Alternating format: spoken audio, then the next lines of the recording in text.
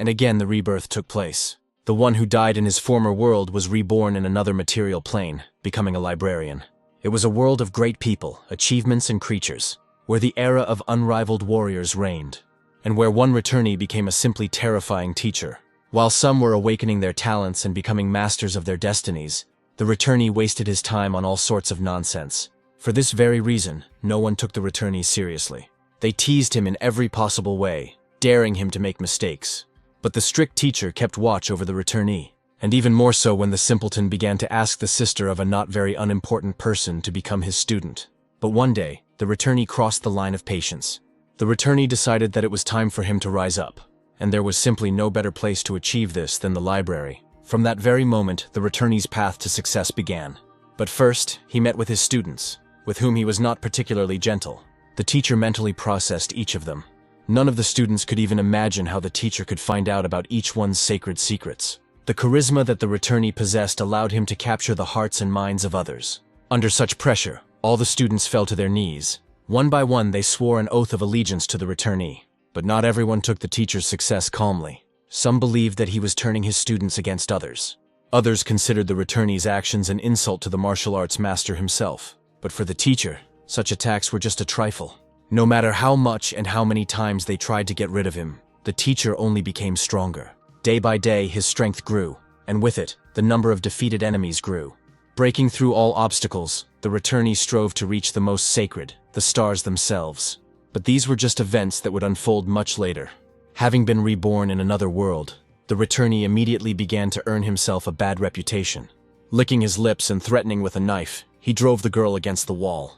Bringing the blade closer and closer to her throat, he wanted to make sure that the girl really wanted this. The girl doubted the returnee, especially since he was a truly good teacher.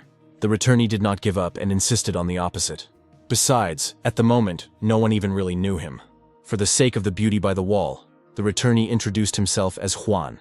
After his self-introduction, Juan was immediately slapped. Having properly taught Juan a lesson, the girl went home in an angry state. Rubbing his cheek, Juan couldn't imagine that recruiting disciples could actually be such a difficult task. And in reality, Juan was far from the best teacher. No matter how much time passed, no one ever showed up to that lecture. Juan was so insignificant that the students even pitied him. But no one ever managed to become his student. The situation was hopeless until one day, a gentle female voice addressed Juan. A girl looked inside the classroom. Worried, she wanted to know if she had the wrong address. As soon as he heard her voice, Juan was already rubbing his hands, believing that luck had finally smiled on him. Then he deliberately coughed, asking in a stern voice whether the girl wanted to become his student. Beaming with happiness, the girl confirmed Juan's hope. Playing the role, Juan began to admonish the girl about the importance of choosing a teacher. In particular, Juan emphasized the intuition that should have pointed out correctly. The girl was confused, because in fact, she herself did not know which teacher she wanted to go to serve. Then, Juan began to ask the girl to demonstrate her skills, after which the returnee was ready to give valuable advice. First bowing, the girl then clenched her fists. Immediately the girl, whose name was Lita, began to demonstrate her fighting skills. But she did this, to tell the truth, quite far from Juan. In any case, while Lita was busy demonstrating, Juan was about to change his approach to the student. He waited until the girl finished her demonstration. Afterwards, Lita heard encouraging words from Juan regarding general technique. His flattery even touched upon the girl's special talent. In particular, Juan noted Lita's footwork. The girl was slightly embarrassed by Juan's words, because she had a mutilation in one of her legs, which meant that in reality, she could not be so good. Juan coughed, admitting that he simply hadn't noticed the girl's flaw right away. Then, changing his words to some advantage of Lita. Then shouting the word hope with all his might, Juan slapped himself on the thigh. Lita's eyes lit up with inspiration. However, Juan noted that only a couple of people, including him, could unlock Lita's potential. Next, Juan began to build up his value as a valuable specialist. Immediately, there was a crash behind him. Then Lita fell on her knees and began to beg Juan to take her as his student. Juan grinned wickedly and reached into his bosom. Taking out a knife and holding Lita's palm, Juan wanted to get consent to conclude the contract. The girl didn't even have time to answer before Juan cut her finger. Immediately, drops of her blood fell on the emerald stone in Juan's hands. Everything was done, and Juan had his own student for the first time. After a short conversation, Juan threw Lita out of the school walls, asking her to come tomorrow. Exhaling from success, Juan was glad that now he himself would not be kicked out, considering that from now on the matter remained small. But his joy did not last very long. An unknown force began to drag Juan away. Before he could even come to his senses, he found himself in some unknown space. What followed was an extremely long fall into the void, at the end of which, Juan was blinded by a glow. It is unknown how long it took, but Juan woke up. His eyes caught bizarre images of an unknown place. Finally, observing before oneself a great monolithic structure, Juan even thought that he had found himself at the gates of the Library of Heavenly Path. Juan couldn't understand a damn thing, because he didn't die to end up here again. In any case, pushing the gate in front of him, Juan went inside, because he had no other choice. His loud footsteps echoed through the halls filled with floating bookcases. Looking around, Juan couldn't understand how such a place could help him. However, the desire for the unknown prevailed. He hoped that among the stacks of books there would be at least one on combat. Reaching out for the books, Juan found that it had passed through the shelf. Later, he burst into a scream about how everything in this place was fake. A minute later, Juan woke up in his own world. The teacher had no idea what all this could mean. Just as he was about to leave the solution to these mysteries for later, someone called out to Juan. Cheerfully, another teacher boasted to Juan about his students. Juan didn't see any reason for joy in what was said, although in fact, he understood that he had only been dragged through the mud. Another teacher continued to belittle Juan, telling him how he had no students the entire previous semester. The students' laughter was immediately heard. Suddenly, Juan stopped this chatter. Another teacher couldn't understand why Juan took the lack of respect so lightly. Juan just grinned, because unlike the red-haired Chow, at least he was known. Moreover, right now, Lita stood up to defend Juan. The girl believed in Juan, and in his ability to make legends out of his students. Her words were stopped by the speech of the servant, who reminded Lita that she was wanted as a student of another. Hearing this, Chow mocked Huang.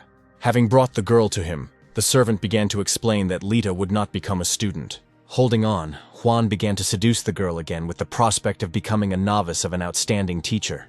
Along the way, he began to explain to the servant that students who renounced their teachers had a bad reputation. Moreover, Juan assured that he would reveal Lita's potential. Huang's sweet words were interrupted by Chow's protest. Chow intended to lure Lita to his side, and even arrange a duel with Huang in order to prove his right. Juan began to think, because in fact, Chow was a much more capable fighter, and a teacher too. Not wanting to lose his only student, Juan agreed to the fight. Subsequently, the scene changed to a fenced yard. Students were called from all over the area to watch the duel between the two teachers. Although many already had an idea that the battle would be unequal. Once out on the training field, Cao explained the rules, in which even the students took part. At first, there was a demonstration by the students, and Lita started it. Having prepared herself, she raised her fist. Next, with all his might, he directed it into a special area of the stone.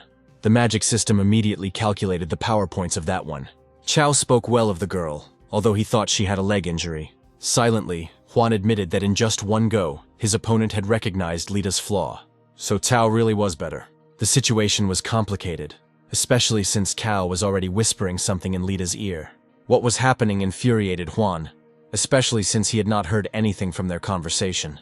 After the whisper, Cao asked the girl to repeat the exercise. Following his instructions, Lita took a special support. From now on, standing firmly, she began to accumulate strength. Afterwards, with his whole body, he directed the accumulated power into the stone. As soon as the strike was executed, the counter on the stone increased. The other students were delighted, because in just one exercise, Lita increased her strength by 10 points. Having finished, Cao now handed over his student to Huang, so that he could give his wise advice. But then, Huan suddenly ordered to stop. He reasoned out loud that the situation was unfair. Huan reminded that if he lost, he would lose Lita, but if he won, he would gain nothing. The situation that was voiced left Cao at a loss. After a short thought, Cao was ready to give Huang his student if he won. But Huan considered even such a proposal to be small. In fact, Huan was simply terrified of being disgraced. It was obvious that he would never have recognized the style of Chao's disciple. And the student himself was not eager to become a disciple of some non-entity. Huan looked closely at Chao's student, trying to identify any flaws in his technique. It was then that the unexpected happened. Huan blinked and was transported back to another dimension. However, he had no idea what caused these movements. For those who were already right now, being given hints in the air by an unknown force about a certain lack of spiritual strength. Then a book fell from one of the shelves. Floating in the air, she landed right in Huan's hands. It was the first physically tangible thing in this place. Opening the book, Huan discovered in it the entire story of Chao's student's family and his life. Additionally, the The student's fighting style was described in great detail. When Huang read all this, it was at this moment that Chao's disciple carried out his attack. Subsequently, the stone scoreboard showed a figure slightly lower than Lita's results. Chao urgently requested that Huang, as a teacher, give his recommendations. Taking a closer look, Chao noticed that Huang was collected and, what's more, was laughing. Besides, Huang was now ready to demonstrate his strength. Therefore, Huang began with a numerical list of Chao's students' shortcomings. Naturally, Chao made fun of Huang's professional conclusion, and the other students picked up on it. The ridicule was wearing on Huang, and since no one wanted to take his words seriously, the returnee had no intention of competing. Then he leaves and calls Lita with him. Chao immediately blocked his way, apologizing for the mockery and wanting to continue the competition. Huang stopped, knowing that he would be able to surprise Chao quite a bit. Then Huang made a sharp movement with his hand. Loudly, he demanded that Chao's disciple change his striking hand. The student himself was not particularly sure that he should have done this, but Chao insisted on listening to Huang. So, with all his strength, the student now swung his left hand. Having gathered enough strength, he struck the stone. When the results appeared on the scoreboard, Teacher Chao's jaw almost dropped. All the observers also froze in shock. After all, the number on the scoreboard was truly astonishing. The student himself was taken aback when he looked at the scoreboard. Huang smiled because everything worked out as predicted. From now on, waiting for comments from Teacher Chao. After hesitating, Chao suddenly reached into his inner clothing pocket. Next, he deliberately bit the tip of his finger. After which, he smeared his precious stone with blood. The deed was done and Chao's student was now a former one. After which Chao left, calling his other students. As he left, he silently promised himself that he would find a way to take revenge on Huang. The bet was won, and Huang threw his stone to the new student so that he would sign the contract. There was no choice, so the student shed his blood. A little later, the scene changed to another part of the educational institution. It was a quiet place where students could spend their leisure time. Now, among themselves, they were actively discussing the news about Huang. Although Huang was known as a failure, he still managed to increase the strength of the student he entrusted to him by as much as 100%. News of this spread throughout the entire educational institution very quickly. Some of those who heard this thought that Huang was simply lucky. Some female students were actively arguing about this situation. From now on, one of them considered it her honor to teach Huang a lesson for what he had done. Very soon, she arrived at Huang's school. Seeing a man in front of her in a very strange state, she decided to check if he was Teacher Huang. Coming to his senses instantly, Huang confirmed what had been said.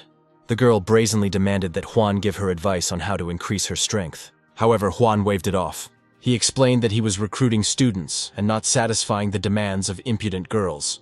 The girl was irritated by Huang's arrogance, and yet she was ready to listen to his conditions. Naturally, Huang wanted to see her as his student. The girl agreed, but in her mind she was already hatching a plan about how she would later become Chao's student. The girl's friends secretly watched this humiliating decision.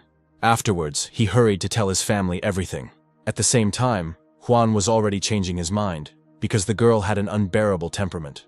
In her soul, she was burning with rage at Huang's arrogance, but out loud she begged him to leave the student. After a couple of attempts at persuasion, Huang finally relented. Next, Huang immediately gave the girl her first task as his student to clean the classroom. This condition caused her to gnash her teeth and become dissatisfied. Huang sighed and sent her away. In response, the girl immediately grabbed the broom.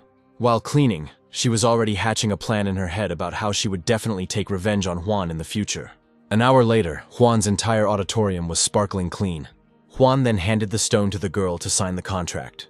She willingly agreed to sign the contract, actively playing the role and concealing her true intentions. Afterwards, Huang said that he had to make sure of the new student's strength, so the action moved back to the training field. Watching her movements, Huang emphasized that the new student's tactics were quite aggressive. Immediately, he went to the library dimension. After searching a little, he found a book dedicated to the new student. Opening the book, Huang was confronted not only with information that the girl was of noble birth, but also with the problems of her technique. He sighed, convinced that she had absolutely no special features. As he turned the pages of the book, at some point Huang became confused. Besides, right then the new student was carrying out her blow to the stone. The board lit up and a fairly large power figure appeared there. Huang applauded the girl, admiring her strength. Next, the girl began to wait for the master's advice, especially regarding mistakes. At the same time, she herself tightly clutched the crystal in her hand behind her back. The girl frowned, expecting to see how sweetly Huang would be disgraced when the verdict was delivered. But then the teacher came up close to her, loudly declaring that the girl's shortcomings were hidden in her illnesses. Naturally, she began to deny such shortcomings. Juan stood his ground and didn't even judge her. The girl hissed and didn't want to hear anything about any illnesses. In this case, Juan began to elaborate, naming specific places in which the girl felt a particular intensity of emotions at a specific time. Moreover, he knew how irritable the girl was most of the time. Juan's words hit the nail on the head, thoroughly embarrassing the girl.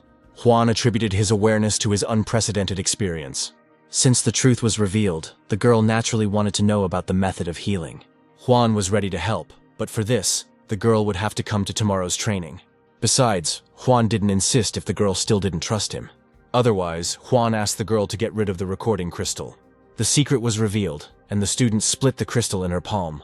The girl was confused, because in just one attempt, Juan revealed all of her secrets. She didn't understand how, with his abilities, Juan could end up at the very bottom of the teacher rankings. At this moment, someone new has burst onto the scene. Like the wind, he swept between people. It was Yao himself, the city's administrator, who ordered everyone to stop. As it turned out, the girl was his younger sister. To Yao's horror, his sister confessed that she had become Huang's disciple. Yao was not going to let this go unanswered, and began to threaten Huang if he did not release the girl. The girl stopped Yao, because she became Huang's student voluntarily. Yao did not understand this decision, because Huang was the most unsuccessful of all the teachers. The girl was a little shy to reveal the truth about her decision.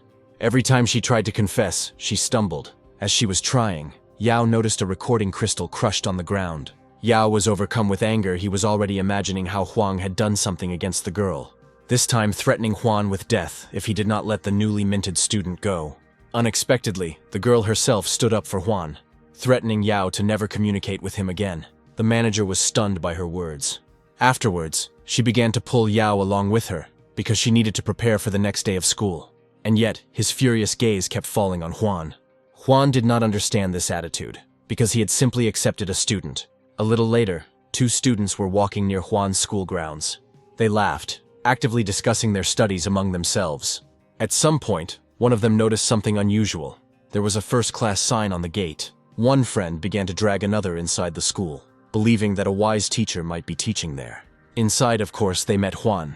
Suddenly, one friend began to recruit another to become Juana's disciple. Huang was not averse to recruiting more people, but first he wanted to look at their skills. Not seeing Huang's grin, the boys headed to the training ground.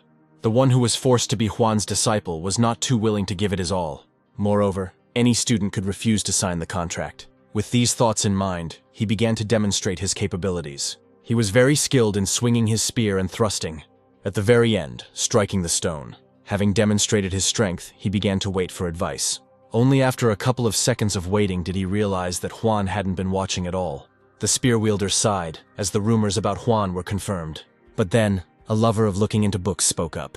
Huang's words confused the spearman, because he learned about the boy's affair with one of his students. This news was new to his friend. Moreover, Huang attributed the force of the spearman's blow to the emotions that possessed the boy. Huang called this same emotion the main problem of a spearman. The owner of the spear had no words to explain such knowledge to a stranger. In the end, Huang delivered a verdict on the uncertainty that plagued the spearman. Finally, the boys were convinced of the abilities that Huang had. Afterwards, approaching, she gave advice to the owner of the spear. Huang considered the most important thing to be the release of past grievances. At the end of his words, he even added a verse. His words, and especially the poem, greatly inspired the boy. Having given an analysis of the emotions, Huang demanded that the spearman carry out the attack again. The boy raised his spear, gathering strength. At this time, actively repeat to yourself the lines from the poem. A second later, he lunged. With redoubled zeal, damage was inflicted on the stone. Subsequently, the scoreboard showed a figure much higher than the previous one. His friend was indescribably delighted with his increased strength. Kneeling down and calling himself Zheng, the spearman begged to be taken as a disciple. His friend himself was not averse to becoming Huang's apprentice, but he found it strange that he had never heard anything about it. Huang introduced himself to the boys, and they instantly recognized the worst teacher in the entire school. Huang readily confirmed their words. Hearing this, their faces twisted in shock. Zheng couldn't understand why the teacher was so self-critical. Huang laughed it off, but in reality he remembered that only the Library of Heavenly Path had saved him. Afterwards, he said that he would be glad to see Zheng as his faithful follower. Consent was obtained, and a couple of minutes later the young people left Huang. Left alone, Juan was glad that in a short time he had already acquired a ton of students. And the registration stone was exhausted, so Juan went to get a new one. His path led to the educational institution's logistics building. When he got there, he didn't find a single registration stone on the counter. Moreover, there was not a soul inside. Suddenly a big guy appeared behind Juan. It was Mook, the head of logistics. Juan remembered him very well, and also how the big guy always actively picked on the loser. Trying not to cause any problems, Juan explained that he had only come to get a new registration stone. Juan's words sent everyone into fits of laughter. Juan was not at all embarrassed and even offered to argue. Mook was not against the deal, but he knew that Juan had nothing to his name. Suddenly Juan would put his own face on the line, and the winner would give the loser 3 slaps. Mook readily agreed. Juan also agreed to Mook's slightly updated conditions, since in the event of a loss, the returnee would receive slaps from everyone. Immediately after this, the registration book was thrown onto the table. Mook knew that through this, it was easy to determine whether Juan was lying about having students. Not long after, in uncertain voices, those accompanying Mook announced that Juan really did have students. Mook became angry and asked again furiously. Then he took the notebook and began to personally double-check the information. Mook expected that Juan would definitely take on a student with a leg injury. Gradually, the expression on his face became more and more frightening. Somehow, Juan managed to take even a couple of the best students as his disciples. He then proceeded to accuse Juan of having fooled the poor children. Juan didn't care about such words. He was more concerned with fulfilling the terms of the bet. Mook swallowed nervously and asked again. Quickly pulling himself together, he stated that he might not fulfill the previously announced conditions. Juan shook his head and said he had expected something like this. Mook's followers did not want to be beaten and, what's more, were not averse to giving Juan himself a good beating. Now, at Mook's direction, one of them was already taking aim at Juan. Mook didn't even watch the process because he knew that Juan couldn't handle fighters of higher rank than himself. A moment later there was an unusual pop. Blood splashed onto the floor. The followers began to push Mook away because it was not Juan's blood. As it turned out, Juan managed to knock out one of Mook's followers. Mook was alarmed because something like this was simply impossible. Besides, Juan himself had forgotten the others. Pushing the other followers, Mook ordered them to deal with the impudent Juan. At that very moment, Juan closed his eyes. He was already transferred to the dimension of the Heavenly Library in a controlled manner. There he found the necessary lines concerning the weaknesses of his enemies. After which, he moved towards them in response. Maneuvering like a bee, he delivered painful jabs. By diving, he avoided attacks on himself. With light movements, he struck the most vulnerable places. At the end, moving towards the carcass of Mook. At speed, piercing him with 2 outstretched fingers. When Juan finished, his attackers could barely stand on their feet. When he shook off his hands, they fell to the floor. The victory was achieved thanks to the information Juan received about the vital points of his enemies. By influencing them, Juan could easily defeat a fighter 1,000 times stronger. Among all those who had fallen earlier, Mook was the first to rise to his feet. Juan didn't understand the big guy, who for some reason complicated an already difficult situation. Mook had no intention of engaging in dialogue, but instead began threatening Juan with an official complaint for assault. Mook's words were fully supported by his followers. Juan was unpleasantly surprised because he did not expect such meanness, and therefore, he was ready to share Mook's methods. Afterwards, he began to tell how, in order to please one lady, Mook stole the treasure. Another drove a student to suicide. Mook's third follower was actually a murderer, thereby taking over his brother's business. Everyone's mouths dropped because this information was top secret. Now that the truth has come to light, the bullies have begun to beg Juan for forgiveness. Juan was ready to remain silent, but only if his offenders learned their lessons. Mook promised not to behave like that again, and what's more, on his knees, he presented Juan with new registration stones. Later, they waved joyfully as Juan left. Juan himself was inspired, because finally his life was taking the right course. His thoughts were interrupted by the screams that could be heard nearby. A certain fat man in a rage threatened to commit suicide, but alone, he had no intention of dying. He actively grabbed the arms and legs of those who tried to dissuade him from committing suicide, after which he stubbornly dragged them along with him. Juan could hardly contain his laughter, because wherever he looked, the school was in disarray. Deciding not to interfere, Juan went in search of new students. Juan hadn't gone very far before something grabbed his leg. The fat man hung on stubbornly. The supposed suicide was distracted by what allowed the other students to escape. The fat man held Juan's leg tightly, pitifully asking to be taken as a student. Juan took pity, but still wanted to see his abilities. Having moved to another place, the fat man poured bricks out of the wheelbarrow. After which, asking Juan to be attentive, he took the couple into his hands. Next, he began to break bricks on his head. He crushed bricks against his hands. His steel shoulders turned the building material into dust. Even my legs didn't flinch when the bricks broke against them. Juan was confused because he did not understand the meaning. Suddenly, Juan's vision went out. He found himself in the library again, where an unknown force presented him with a book about the pros and cons of being a fat man. His pedigree was rich, but the fat man himself was far from being very capable. At some point in the text, Juan came across words about the power of the imperial blood. It just so happened that in the world where Juan found himself, lineage decided a lot. Blood, passed down from ancestors, was the main driving force in human development. The abilities during this transition were either inherited or modified. It just so happened that the fat man had the best of these bloodlines. Therefore, Juan was simply obliged to take the fat man in, naturally, handing over the stone to him to conclude the contract. Filled with joy, the fat man willingly sprinkled the stone with his blood. Then he became like a child and rejoiced that he finally had a teacher. Their conversation was interrupted as two people appeared on the scene. There were two teachers, and one of them was the best in the entire educational institution. The teacher named Shang, like all the previous ones, immediately belittled Juan. He even specified that he was insulting Juan specifically. Juan chuckled, pretending that Shang's words had no weight. He, of course, became furious, because he could not stand being considered a nobody. Even the beautiful teacher Mila, standing nearby, laughed at the way Juan portrayed Shan. So, Shan decided to take it out on the fat man who was standing nearby. Then he began to mock the fact that the fat man went to be a student of the most untalented teacher. Naturally, the fat man was amazed, because he knew nothing about it. At some point, Huang interrupted Shang's chatter, suggesting that he go about his boring business. The way Juan acted so provocatively naturally irritated Shan. Putting his arm around the teacher Mila's back, he suggested that she quickly get away from the vile Juan. But the beauty, on the contrary, became interested in it. She sincerely asked Juan not to give up and to continue to grow. Next, Mila asked Shan not to follow her anymore because the teacher wanted to rest. Shang was insulted again, and therefore threatened Huang that he would definitely take revenge on him. While the conversation between the teachers was going on, the fat man tried to slip away. Juan noticed the escape attempt in time and stopped it. Suddenly, Juan grabbed the fat man's arm harshly. He had no intention of letting him go, because the blood contract had already been signed. Afterwards, despite all the persuasion from the fat man, he took him to his school. Some time passed since then, and Juan finally returned to his building.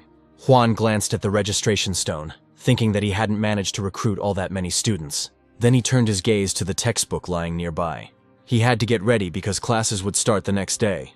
Moreover, Juan was the only one of the teachers who was still at the 3rd rank of cultivation. So, after a little meditation, he headed to a certain place. He hoped to find a method to increase the success of his training. But Juan wanted to achieve results immediately, because there was simply no time for long-term development. Moreover, the snag in the development of rank was in Juan himself. He had thousands of faults, yet he stepped forward to seek advice from Elder Mo. Mo was a keeper and wanted to know what had brought Juan here at such a late hour. Juan honestly said that he wanted to cross the 3rd rank. The old man saw no problem with Juan's slow development. However, Old Man Mo advised Juan where to try to find the necessary knowledge. The old man liked Juan and hoped that everything would work out for the young teacher. Entering the building, Juan came across a huge library. Everywhere there were huge shelves filled with piles of all kinds of books. Juan stopped at one of the passages, feeling that what he needed was somewhere there. Having passed, he began to sort through the books. Among the scriptures, he tried to find something about the work of teaching techniques.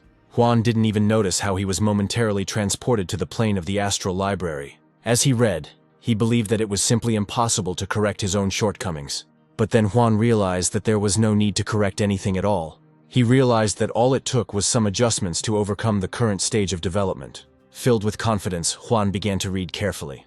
And then, finding useful references for yourself in the texts. First, Juan had to gather information about future ranks. Having collected the necessary books, he began to study them greedily. Hours passed and the stacks of books around him grew. At some point, it began to seem as if Juan had truly studied all the materials. From inside the building, the rustling and crunching sounds of pages being turned could be heard, something that even Old Man Mo noticed. A little later, Juan put all the previously taken books back in their places. Having found the necessary information, Juan left the building, now intending to resume practice as soon as possible. Seeing that Huang was already leaving, Old Man Mo even offered to take one of the books with him. Juan didn't need anything like that, so he said goodbye to the old man. The old man did not appreciate Juan's behavior and decided to report it to the dean. Later that evening, Juan was sitting at his desk, spreading out a pile of papers. Just as he was thinking about how to do everything, a random movement occurred. Without asking, an unknown force summoned him to the library. A moment later, books began flying off the shelves en masse. Juan recognized those because they were the ones he had studied in Mo's repository. But the books weren't just flying through the air, something was pulling them to a certain point in space. At a certain point, all previously hovering books were absorbed by this point. There was an explosion, followed by a bright flash. When the glow died down, an unusual book came into the light. Slowly, she began to sink into Juan's arms. Opening the book, Juan immediately realized that it was a collection of his own notes, but the information there was structured and, what's more, unique. Juan slammed the book shut and decided it needed a title, after which he looked around the astral library. In the end, I decided to call the new work The Technique of the Heavenly Path. As soon as he spoke, the title immediately appeared on the book, after which Juan closed his eyes. He assumed a special pose, feeling the new experience filling him. A spiritual ball gradually took shape in his palm. At some point, having reached its limits, the ball burst. The Rubicon of Juan's development had been crossed. Opening his eyes, he felt a breakthrough. Juan couldn't believe it, because in just one night, he had reached the whole 5th rank. His powers actually increased by thousands of % compared to their previous levels. Clenching his fists, Juan was sure that he owed his success to the astral library. Inspired, he hoped that the astral library would reveal other, deeper secrets of development to him. But in particular, Juan strove to attain the highest level of development of the soul energy, the divine. In any case, even the current results made Juan happy. By then, Juan was planning to evaluate his new powers. After leaving his house, he went to the training field. Next, I carry out my first swing after meditation. Gathering his strength, he launched a wave of fire at the stone. Juan's flaming palm melted and penetrated deep into the appraisal stone. After which, the scoreboard showed a previously unseen figure of 1,000. Juan doubted this assessment, because in terms of strength, he was equal to the wisest. With a degree of apprehension, Juan began to examine himself. Just in case, he decided to keep his achievements a secret for now. Just then, he heard a strange rustling sound not far from him. It was late, so Juan decided to investigate the source of the sound. Carefully, he began to move towards the rustle. Already at the building, he furtively peered around the corner, seeing there the figure of a man who was clearly sneaking up to Juan's dwelling. The man in the assassin's garb planned to teach Juan a cruel lesson for making his sister his apprentice. Juan prepared to act, but first he took off his uniform. He did it so loudly that the assassin looked back. Naturally, Juan was noticed immediately. Juan peeked out from around the corner and revealed that he had come to kill the failed teacher. Hearing this, the assassin stopped, but did not answer. A little later, the assassin decided to give Juan the right to kill, and he would take on the cover. For some reason, Juan decided to find out why the assassin left this matter to someone else. As it turned out, the assassin did not plan to eliminate Juan, but only to teach him a lesson. Then the assassin began to confess that he would castrate Juan, thereby humiliating him. Juan cringed at these details and was glad that he went to train instead of sleeping. So Juan let the assassin through first. Besides, I already warned that you need to be careful with the victim. After this was said, the assassin instantly changed his position. He caught up with Juan, feeling how strong the aura was from him. He asked his supposed brother in the craft to concentrate and be ready for anything. Meanwhile, thanks to the astral library, Juan was able to learn a lot about the assassin.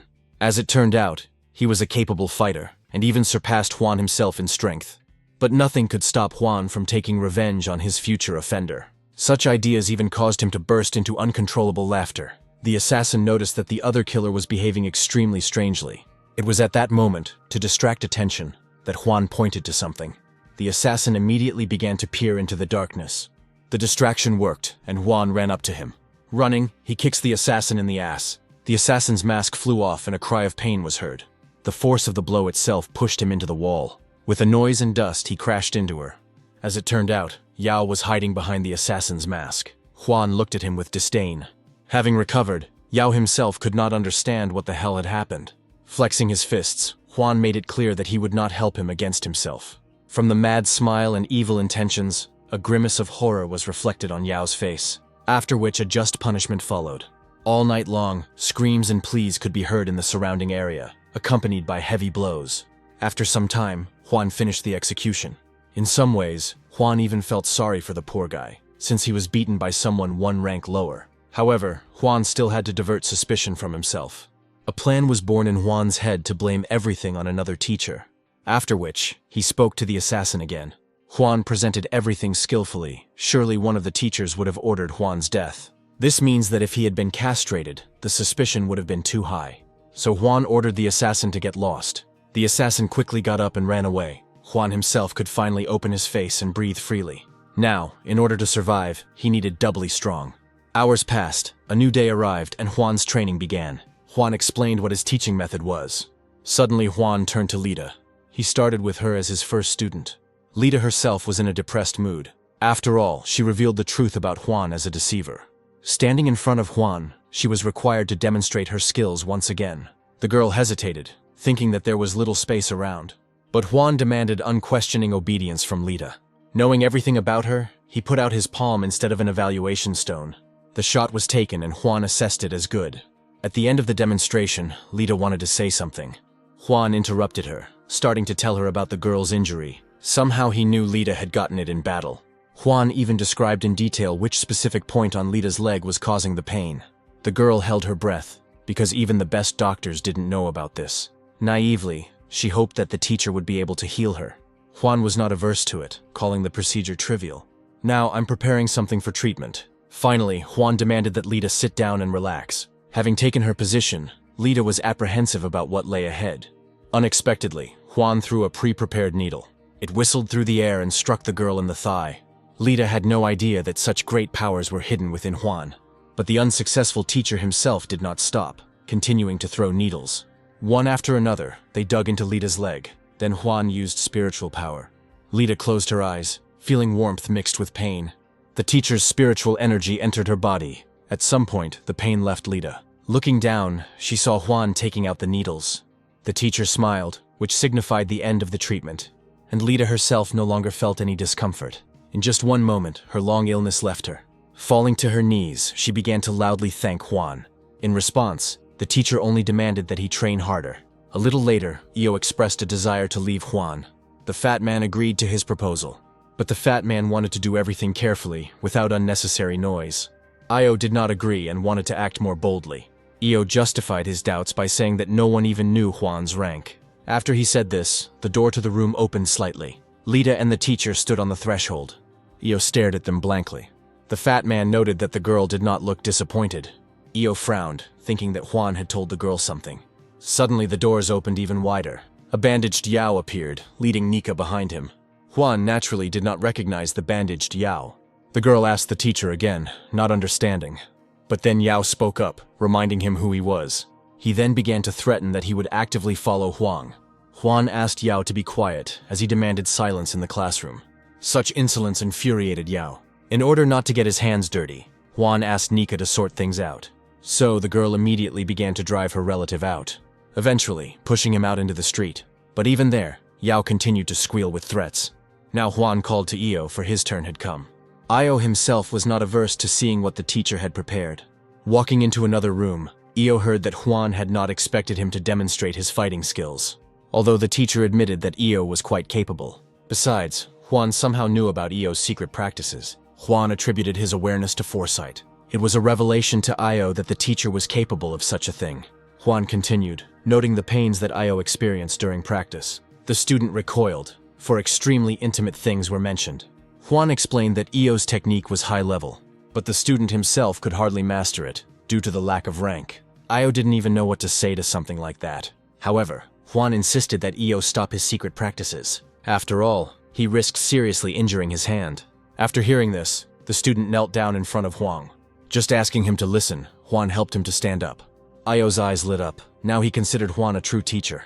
After a while, the door from the hall where all the action took place opened. The other disciples looked at Io expectantly. The fat man was the first to decide to find out his opinion. However, Io changed his previous decision radically. Now he idolized Juan, further shaming the doubting students. Later, the conversation turned to Nika. While talking to her, Juan noted the special characteristics of the girl's body. Trying to hide them with combat practices, Nika caused herself discomfort. Juan called the change in the principle of practice the way out of the situation. Then he promises to find a way to help Nika. The girl could not hope for more. After some time, Juan handed over a teaching aid to another student. The fat man cried, thanking Juan for such a present. Later, he even began to hug Juan. The fat man was strong, and therefore he squeezed the teacher almost to death. Next, it was Zheng's turn. A little while later, Huan spoke in front of the entire class, but his speech was rudely interrupted. First, someone knocked down the front doors. Then he started frantically calling Lita. The girl immediately realized that it was her brother. It was Tao, the legendary fighter who challenged Huan, but he gave the teacher a chance to save himself by disbanding the students. Huan was not frightened, only noting that Tao was disrupting the lesson. Tao smiled because he learned a lot about Huan. Suddenly, Huan used spiritual energy of his rank. Tao was taken aback, although he knew that there was no reason to be afraid of Huan. Overcoming his fear, he began to draw his sword. Then, he suddenly launched an attack. In a split second, he rushed past Lita. Seeing the danger, Lita tried to warn the teacher. At that moment, time seemed to stand still for Huan. But the sword never reached its target. Tao's blade was stopped by just 2 fingers. Without giving in, Tao demanded that Huan release his sword. But there was no reaction from Huan at all. It seemed as if he had entered into some kind of trance. Tao growled in indignation, because Huan had always been a weakling. Desperately, he still tried to harm Huan. But time after time, nothing worked. Until in the end, Tao was not kicked out of class at all. Thus, Huan carried out his little revenge. Of course, Yao couldn't help but notice this noise. Opening the gate slightly, he decided to take a look. But then he was stunned by surprise. Tao flew straight into Yao. They knocked down the gates and then rolled down the street. Poor Yao was pressed against the wall again. At the same time, Huan was ready to continue his studies. The students were still reeling from the teacher's display of power. With just one push, Huang defeated Tao so easily. To everyone, this scene seemed simply impossible. For Lita, what happened was a mystery. Nika believed that Huan always hid his strength. Already on the street, Yao scolded Tao for his failure. Tao nervously joked. At one point, Tao voiced that he had applied the new technique incorrectly.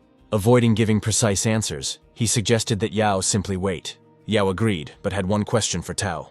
And then Yao started talking about teacher Mila. Tao began to talk about her and the admirers who surrounded the beauty. From this story, Yao became convinced that Huang had enemies on the side as well. Subsequently, the scene changed.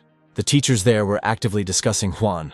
Huan's behavior in particular has caused a lot of controversy. At some point, a shaky alliance was formed against it. Shang called an ally with him to teach Huang a lesson.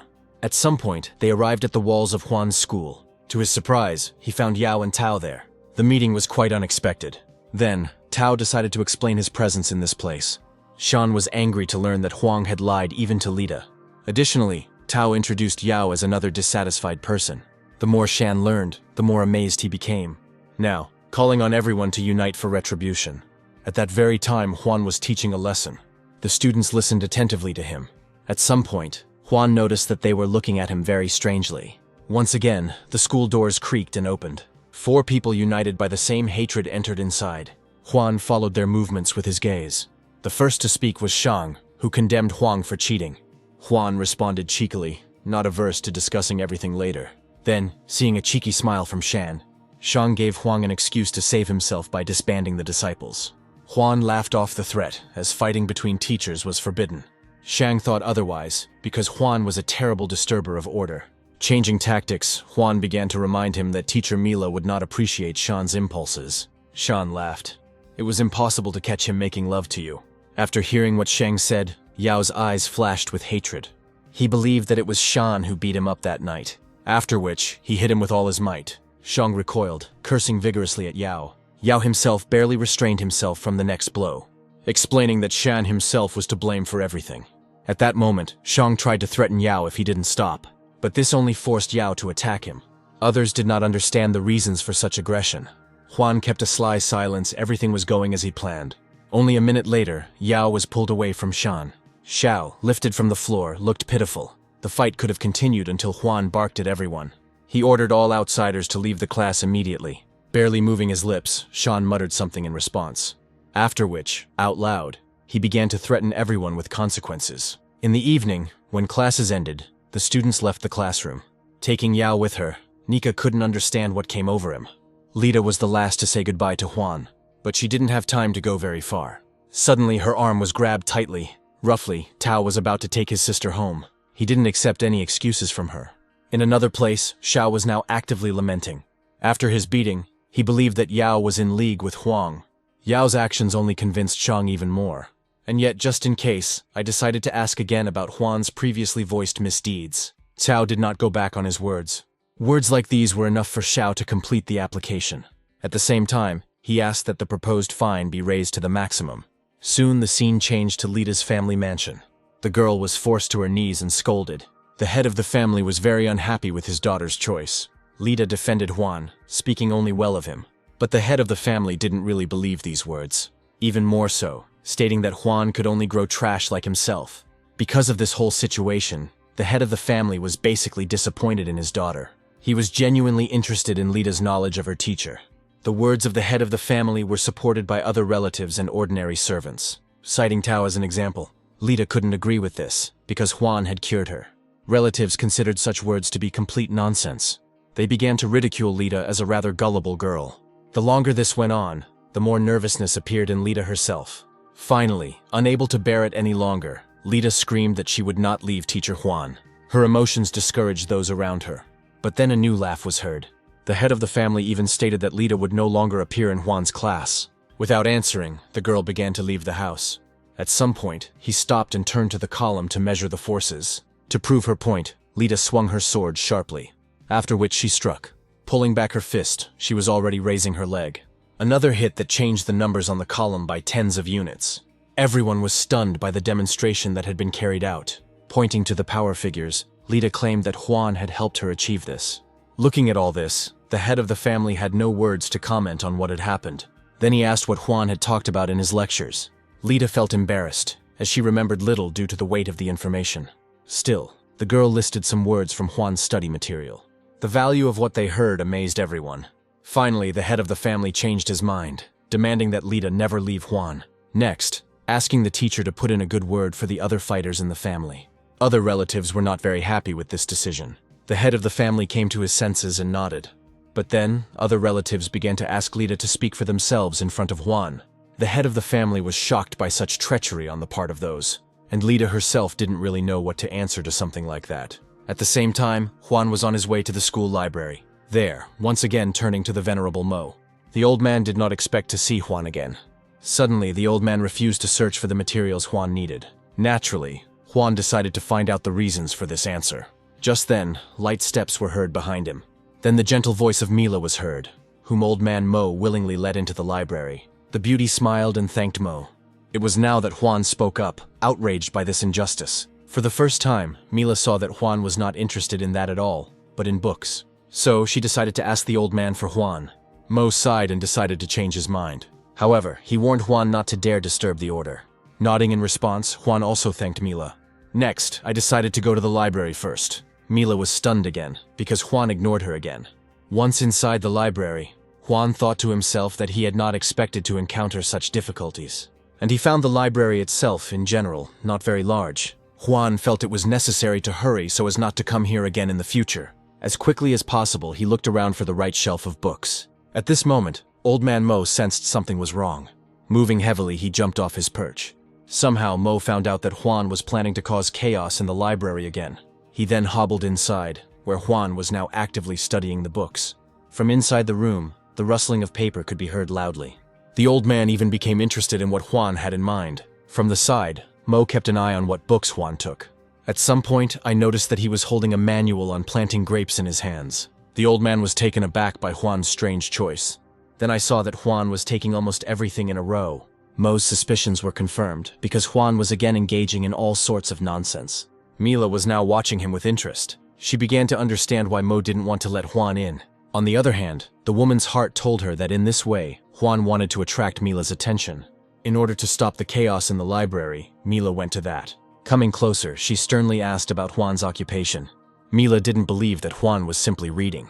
The beauty didn't even notice how, during the exchange of a few words, Juan began to distance himself. At some point, having witnessed the following, Juan hurried along the shelves, tearing books off along the way and reading them. Seeing his behavior, Mila decided to point out that in this way, Juan would not attract her. Juan then turned around and asked irritably if everything was okay with his sweetheart, rudely demanding that Mila leave him alone. The girl was confused, having encountered such rudeness towards her for the first time. And yet, he decided to find out which of the two would be the first to give up. Thus long hours passed and evening came. No matter how long Mila waited, Juan still didn't pay any attention to her. It was then that Juan, exhaling, slammed shut another book. All the books on the topic were studied and transferred to the astral library. He accidentally noticed that Mila was still in the room, but Juan didn't care about her, so he headed for the exit. There, being stopped by the long cane of Old Man Mo. Mo made it clear that Juan was no longer a welcome guest in the library. Naturally, Juan asked about the reasons. The old man was angry because he thought that Juan was fooling around and not reading books, only leafing through them in vain. But since Juan really no longer needed to return, he took the ban calmly. Suddenly, someone called out to Juan. It was Mila, who was also leaving the library. Suddenly, the beauty asked Juan to remember something from what he had read. Juan turned and asked for more details. After some thought, Mila asked Juan to remember something from the book on medicines. The beauty believed that she had put Juan in an extremely awkward position. Sighing, Juan was ready to retell what he had read, but asked for clarification. Then, through her inner discontent, Mila asked Juan to explain a certain line. What she said, Juan unexpectedly called a mistake. Then he began to explain everything in detail. Mila was speechless, because Juan actually knew the lines from the book. But then Old Man Mo intervened, asking Mila not to rush to conclusions. Mo also decided to test Juan by asking him about the words in the next book. This question offended Juan. Then he began to clearly explain the principles of the journey of spiritual energy. The old man was stunned because even he, a sage, did not know such a thing. Therefore, in order to double-check everything, Mo rushed to his library as quickly as possible. There he found the necessary stack of books. I picked up a suitable volume. Opening the book, Mo's eyes almost popped out of his head. It turned out that Juan had managed to study even the most difficult book of all. Meanwhile, Juan announced that he did not want to wait for anyone and left. As a result, the old man was left alone and in an extremely weakened state of mind. Mo didn't believe that with such abilities, Juan was the worst of the teachers. At the same time on the street, Mila caught up with Juan. Mila hinted that she hadn't eaten all day. Mila held her smile while Juan practically sent her away with his innuendos. Suddenly, she managed to attract Juan's attention with words about free food. Juan agreed to this proposal, warning in advance that he was insatiable. Again getting irritated, Mila agreed to this condition. Then their night march began. Juan followed Mila silently along the paved path. The beauty didn't like that her companion didn't say a word. At some point she turned around to ask him something. Immediately he saw that Juan was enveloped in a strange, shimmering aura. In this image, Mila recognized special spiritual practices. Mila was speechless, because only the head of the educational institution himself could achieve such a level of development. The beauty began to believe that all this time, Juan had been deliberately underestimating his capabilities. In this way, Juan achieved rapid progression in his skills, and Juan himself has now come to his senses. In fact, he had no plans whatsoever to raise his rank. It all happened spontaneously, when Juan was just thinking about the beauty of the surrounding landscape. In any case, their path led them to a local tavern. Juan never expected that Mila would take him to such a luxurious establishment. They both went inside. Inside, amidst the mass of voices and the clatter of utensils, a strange knocking sound could be heard. It was Chao who laughed out loud at Huang's future fate. Next to him sat the beaten Shan, loudly threatening the teacher with some kind of heavenly beast. Chao agreed, claiming that the beast could be controlled if it was fed and watered on time. While they were talking, the waiter placed food on the table. The waiter bowed, asking to call him in case of new orders. Looking at the food, Shan turned to the waiter, asking him to feed his lion at the same time. The waiter readily agreed to fulfill this request. Chao became interested in the conversation, as well as in why Shang was treated with such respect in this place. In response, Shan began to tell a story about a tavern owner who failed to become the head of an educational institution. He further explained that Grandfather Xiao himself was also friends with the main tavern. As they were talking, Chao noticed something. Alarmed, he pointed to Juan and Mila, who were nearby. Shan was amazed, because he had never managed to drag a beauty into this establishment. Chao reassured Shan, because he had a plan on how exactly to disgrace Huang in the eyes of the woman. Shan glanced at him with interest. About 10 minutes later, chopsticks were loudly laid down at another table. In this way, Juan made it clear that he had eaten his fill. Mila was still upset, because Juan hadn't paid any attention to her the whole evening. The waiter arrived and asked Mila for a fairly large payment for everything. The beauty was perplexed, because the total price of what she ordered did not exceed 100 coins. The waiter laughed and pointed to the wine, which made up the bulk of the stated amount. Mila was in despair, explaining that the wine was presented, but it was not what they ordered. The waiter considered such excuses to be unchangeable. What he said made Mila's teeth grind. The woman admitted that she did not have enough money to pay right now. The waiter kept pressing her, demanding immediate payment rather than paying off the debt later. Just then, Shan appeared behind the waiter, asking what was going on. Shan made it clear that he was unhappy with the noise being made. The waiter, grinning sweetly, explained the whole point of the situation to Shan. Next, Shang turned to Huang, shaming him for failing to pay for his guest. Huan looked at him with confusion. In every way that seemed sophisticated to him, Shang continued to shame Huan. Shan chuckled to himself, because it was he who had orchestrated the whole situation. Shan was sure that this way he would divert all of Mila's attention from Huan. Right now, Mila jumped up from her seat. Shan beamed with sweet anticipation, believing that the right thing was about to happen. Later, seeing the anger in Mila's eyes, Shang tried to turn the fiery gaze away from himself and towards Huang. Right now, Huan explained that it was the teacher Mila who treated him. Shan was confused, because all his guesses turned out to be a failure. Now, faced with Mila's condemnation of his words, Chao secretly prompted Xiao to pay for everything himself. Hearing this, Shan instantly threw a thick wallet on the table. Shan hoped that at least in this way he would be able to please Mila. However, the beauty refused this gesture.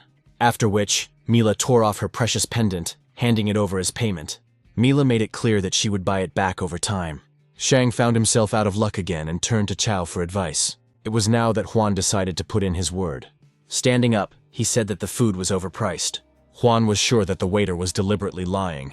This speech kindled a flame of indignation in the waiter. Shang and Chao laughed silently, thinking that Huang had just gotten himself into trouble. Huan's actions, even his words of defense, were not entirely clear to Mila. But Huan could no longer be stopped. Speaking of food, which in fact wasn't very good, Huan announced to everyone that the food was poorly prepared. Huan even described many of the dishes as store-bought, rather than specially grown at the inn. The waiter grinned, because Huan's words about the dishes were indeed true. At some point, I couldn't take it anymore and demanded solid evidence from Huan. Frowning, Huan asked him sternly, after which he grabbed the decanter of wine. Next, tilt the decanter and begin pouring the wine onto the floor. Huan wanted to demonstrate something about the true value of wine. Then with a maniacal smile he lit a match, and he deliberately threw it into the spilled wine. The fire broke out immediately. Following this, a terrible stench spread throughout the entire hall. Thus, Huan confirmed the truth of his words. His demonstration of deception caused a strong reaction among the visitors. The waiter found himself in an extremely unpleasant situation in which he could have lost everything. Shang and Chao looked at each other, not really understanding what had happened. And the waiter himself now understood whose fault it was that he found himself in such a difficult situation. He turned around in an instant and ordered Shang and Chao to go away. The waiter demanded that the two idiots never show up in the establishment again. While the argument was going on, Huan suggested that Mila leave the establishment. The beauty admired Huan, especially how he was able to resolve a difficult situation. Huan himself owed his performance to the Library of the Heavenly Path, where he learned everything about dishes. Later, on the street, Mila caught up with Huan. Huan automatically made it clear that gratitude was unnecessary. And yet, in gratitude, Mila invited Huan to dinner again sometime later. Huan began to wave it off, because he no longer needed such a thing. The beauty took Huan's refusals hard, literally putting pressure on her feminine pride. Moreover, Huan had already said goodbye. But just now, Shang and Chao appeared nearby. The beaten man rolled up his sleeves, threatening Huan with reprisals. He openly challenged Huan to a fight, demanding that he not hide behind a woman. Huan saw nothing wrong with this, especially since he was a supporter of equality. His words, like a sharp hook, pierced Shan's very heart. Then Huan left, leaving the two bullies in the care of Mila. In fact, Huan was not at all concerned with any words, because he was a returnee from another world. Still, Shang urged Huang to stop, after which, he began to call upon the beast at the top of his voice. Almost immediately, the image of a lion appeared from the darkness of the streets. Finally, a threatening roar was heard. The terrible beast approached Shang, who called on him to destroy Huang. As a reward, he even promised to give the beast one special pill. Additionally, he held Mila, who wanted to stop all this. Shang had already come up with a story in advance about the lion protecting its owner when Huang tried to kill him.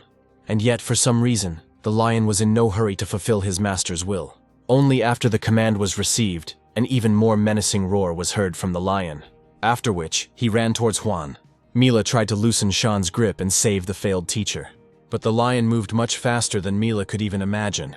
Worried about Huan's life and reproaching herself, Mila fell to her knees. At the same time, Shan noticed that the lion had stopped moving and became silent. He openly believed that Huan was finally finished. However, Cao was now radiating different emotions. It's scary, he was pointing at something. Shang did not believe that Huang had any chance of surviving the encounter with the lion, until I finally took a closer look and was stunned. The beast leaned against Juan, receiving affection from him. Sean was ready to tear his hair out, absolutely not believing what was happening. He even decided to command the lion once again. Sean promised that for fulfilling the order, he would buy the lion anything. The squeals from the others irritated Juan, so he asked the lion to deal with it. The lion roared and turned around, after which he rushed back towards Shan. With one sweeping blow of his paw, he threw Shan off to the side. Of course, he crashed into the wall. As quickly as possible, Chao rushed to help Shan. Shang himself radiated despair, because the lion still served his grandfather. But for some reason, the beast had no sympathy for Shan himself. Just then, Mila arrived at Juan's side. Mila wanted to know how Juan had managed to pull off such a trick in the first place. After some thought, Juan said that the heavenly lion had turned out to be extremely accommodating. In another case, Juan called his unprecedented beauty, which the beast was attracted to. In any case, Juan said goodbye to everyone. As expected, Juan again pulled off the trick with the beast using the astral library. Mila continued to pursue Juan, not allowing him to reach the house in peace. Seeing this, Juan even prayed that Mila would stop pursuing him. Once again, Juan's words made the beauty lose her temper. Having apologized, Juan very tenderly asked to be left alone.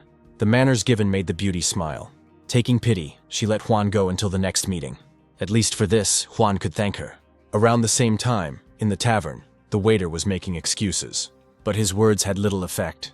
The owner of the establishment noted that the waiter's deception would have been revealed sooner or later. And yet, he wanted to know the name of the person who had defamed the name of the establishment. The waiter told everything he knew about Juan. The name of a certain brat provoked a violent reaction from the owner of the establishment. A little later, in another place, Juan himself was thinking about how he could further develop. Obtaining new ranks was already a difficult task. Juan needed access to documents that were usually only available to elders. He was worried that the progression of his powers might be revealed, and then Juan would get into trouble. At the same time, he saw salvation, since fairs often came to the city. So, Juan decided to go there and confirm his reasoning. Thus, his path led him to the city's commercial district. Juan looked around, impressed by the place itself. He hoped that the astral library itself would be able to help him with the search. Approaching one of the merchants, Juan decided to take a look at the goods. The merchant himself actively campaigned for the purchase of his incredible goods. Now, looking at the bell, Juan mentally transported himself to the astral library. So, he learned that the bell even had its own value. Seeing how long Juan had been looking at the bell, the merchant even decided to lower the price. Although Juan appreciated the bell's usefulness, he concluded that its quality was low. So for now, he decided to find out about something else. Hearing the name of the product, the merchant began to boast that only he could have something similar. Next, presenting an open box of herbs for display, Juan was in no hurry to buy, wanting to examine everything first. Once again, thanks to the astral library, he was convinced of the quality of the product. But then I noticed that one of the plants had a dried out stem. Juan suspected that the merchant was keeping the plants in less than ideal conditions. The merchant waved it off, assuring that he knew his business. But in the end, even immediately agreeing to give this product away for half price. Again, through the astral library, Juan learned a lot about the plant. In particular, it was an important ingredient in strong medicines, so the returnee decided to make a purchase. Juan was already imagining to himself how quickly he would be able to solve various problems. A minute later, Juan's purchase was wrapped. But then something unexpected happened to Juan. He completely forgot to take money with him. The merchant noticed that for some reason the deal could not take place. Only after feeling a handful of coins in his pockets did Juan ask him to sell everything to him for a much cheaper price. Naturally, this proposal infuriated the merchant. Juan tried to convey that he was not trying to make fun of the merchant. Still, he hoped for a change in the merchant's verdict. The merchant was adamant. Juan refused to leave, still insisting on selling at a lower price, and even transferring it for free. These words completely shocked the merchant. He even asked if Juan himself believed what he was saying. Juan sighed and offered to hit himself. Out of curiosity, the merchant extended his hand to Juan. He instantly sensed Juan's rather low rank. It didn't come to blows because Juan somehow named the merchant's hometown. Additionally, knowing that the merchant had recently been bitten by a snake, and also naming the consequences that the trader faced after the bite, the merchant was confused because this secret was known to only 2 people in the whole world. Now Juan wanted to hear if his words were a lie. The merchant reacted when Juan hinted at a cure for the ailment. For just one treatment, the merchant was ready to part with all his goods. Then Juan began to talk about the effects of snake venom. The returnee said that the medicine was located in the snake itself. The merchant was amazed by such a simple style of solution. Excited, the merchant decided to try the method. After rummaging through his goods, he found a box containing a snake. Having quickly killed her, he began to cut her up. Next, he carefully removed the bile, after which he absorbed it as quickly as possible. At that very second, he felt the effect. Falling to his knees, the merchant idolized Juan for his healing. Now, Juan expected to receive the goods for free. At the same time, people passing by were actively discussing someone. Their conversations concerned a certain master whose appearance was rare. Juan and the merchant also heard these conversations. The merchant explained that the master was a great appraiser, whom almost everyone sought to meet. Juan knew something about such people, and in particular, that their advice was not always accurate. And Juan himself did not need anything like that, because the astral library revealed everything to him. So now he was saying goodbye to the merchant. At the same time, a suffering crowd gathered in front of the master. The master greeted everyone, being ready to give advice to only 5 people. Meanwhile, Juan continued to wander around the market and evaluate the goods. Once again, I was convinced that the prices on the market were inflated. Meanwhile, people were saddened by the news that the master did not stay long. The master blamed everything on his busy schedule, finally being ready to begin his assessment. People were alarmed, even actively offering to pay the master for his services. The master interrupted the roar of the crowd, explaining that he was not looking for money. The master cites gratitude in return as the only reason for his help. Additionally, making it clear that he no longer wants to hear anything about money. The master also warned that there was always a chance of error when making an assessment. After all that was said, hands reached out, wanting to receive an assessment from the master.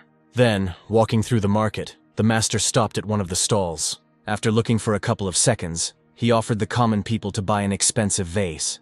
It came as a shock to many that an ordinary vase could be so precious. Juan looked at all this with condemnation, because the vase was of no use. Juan didn't know what to think, because in theory the master shouldn't have made a mistake. Right now, instantly, he found himself again inside the astral library. A book fell from one of the shelves and subsequently landed in Juan's hands.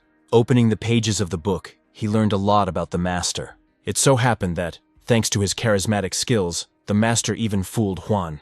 Naturally, since the master was a fraud, he also had victims. However, Juan did not need the appraiser's help. Oddly enough, the master chose him as the last one to give advice when he was leaving. Juan had no idea why the master had paid attention to him. The master insisted on advice, and the crowd put pressure on Juan. Juan tried his best to refuse. The master did not let Juan go, trying to force him to accept his help.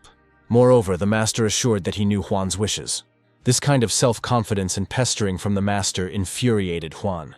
Using his charisma, the master tried in every possible way to pull the wool over Juan's eyes. Then he pointed to the cobblestone, without which Juan would not have been able to live normally.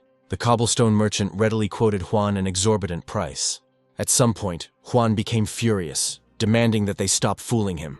Everyone fell silent, because in a fit of rage, Juan declared the master a fraud, and the master's face changed too. At this point, Juan himself could not contain himself, and began to explain what exactly he was accusing the master of. The appraiser responded to these accusations with a shout.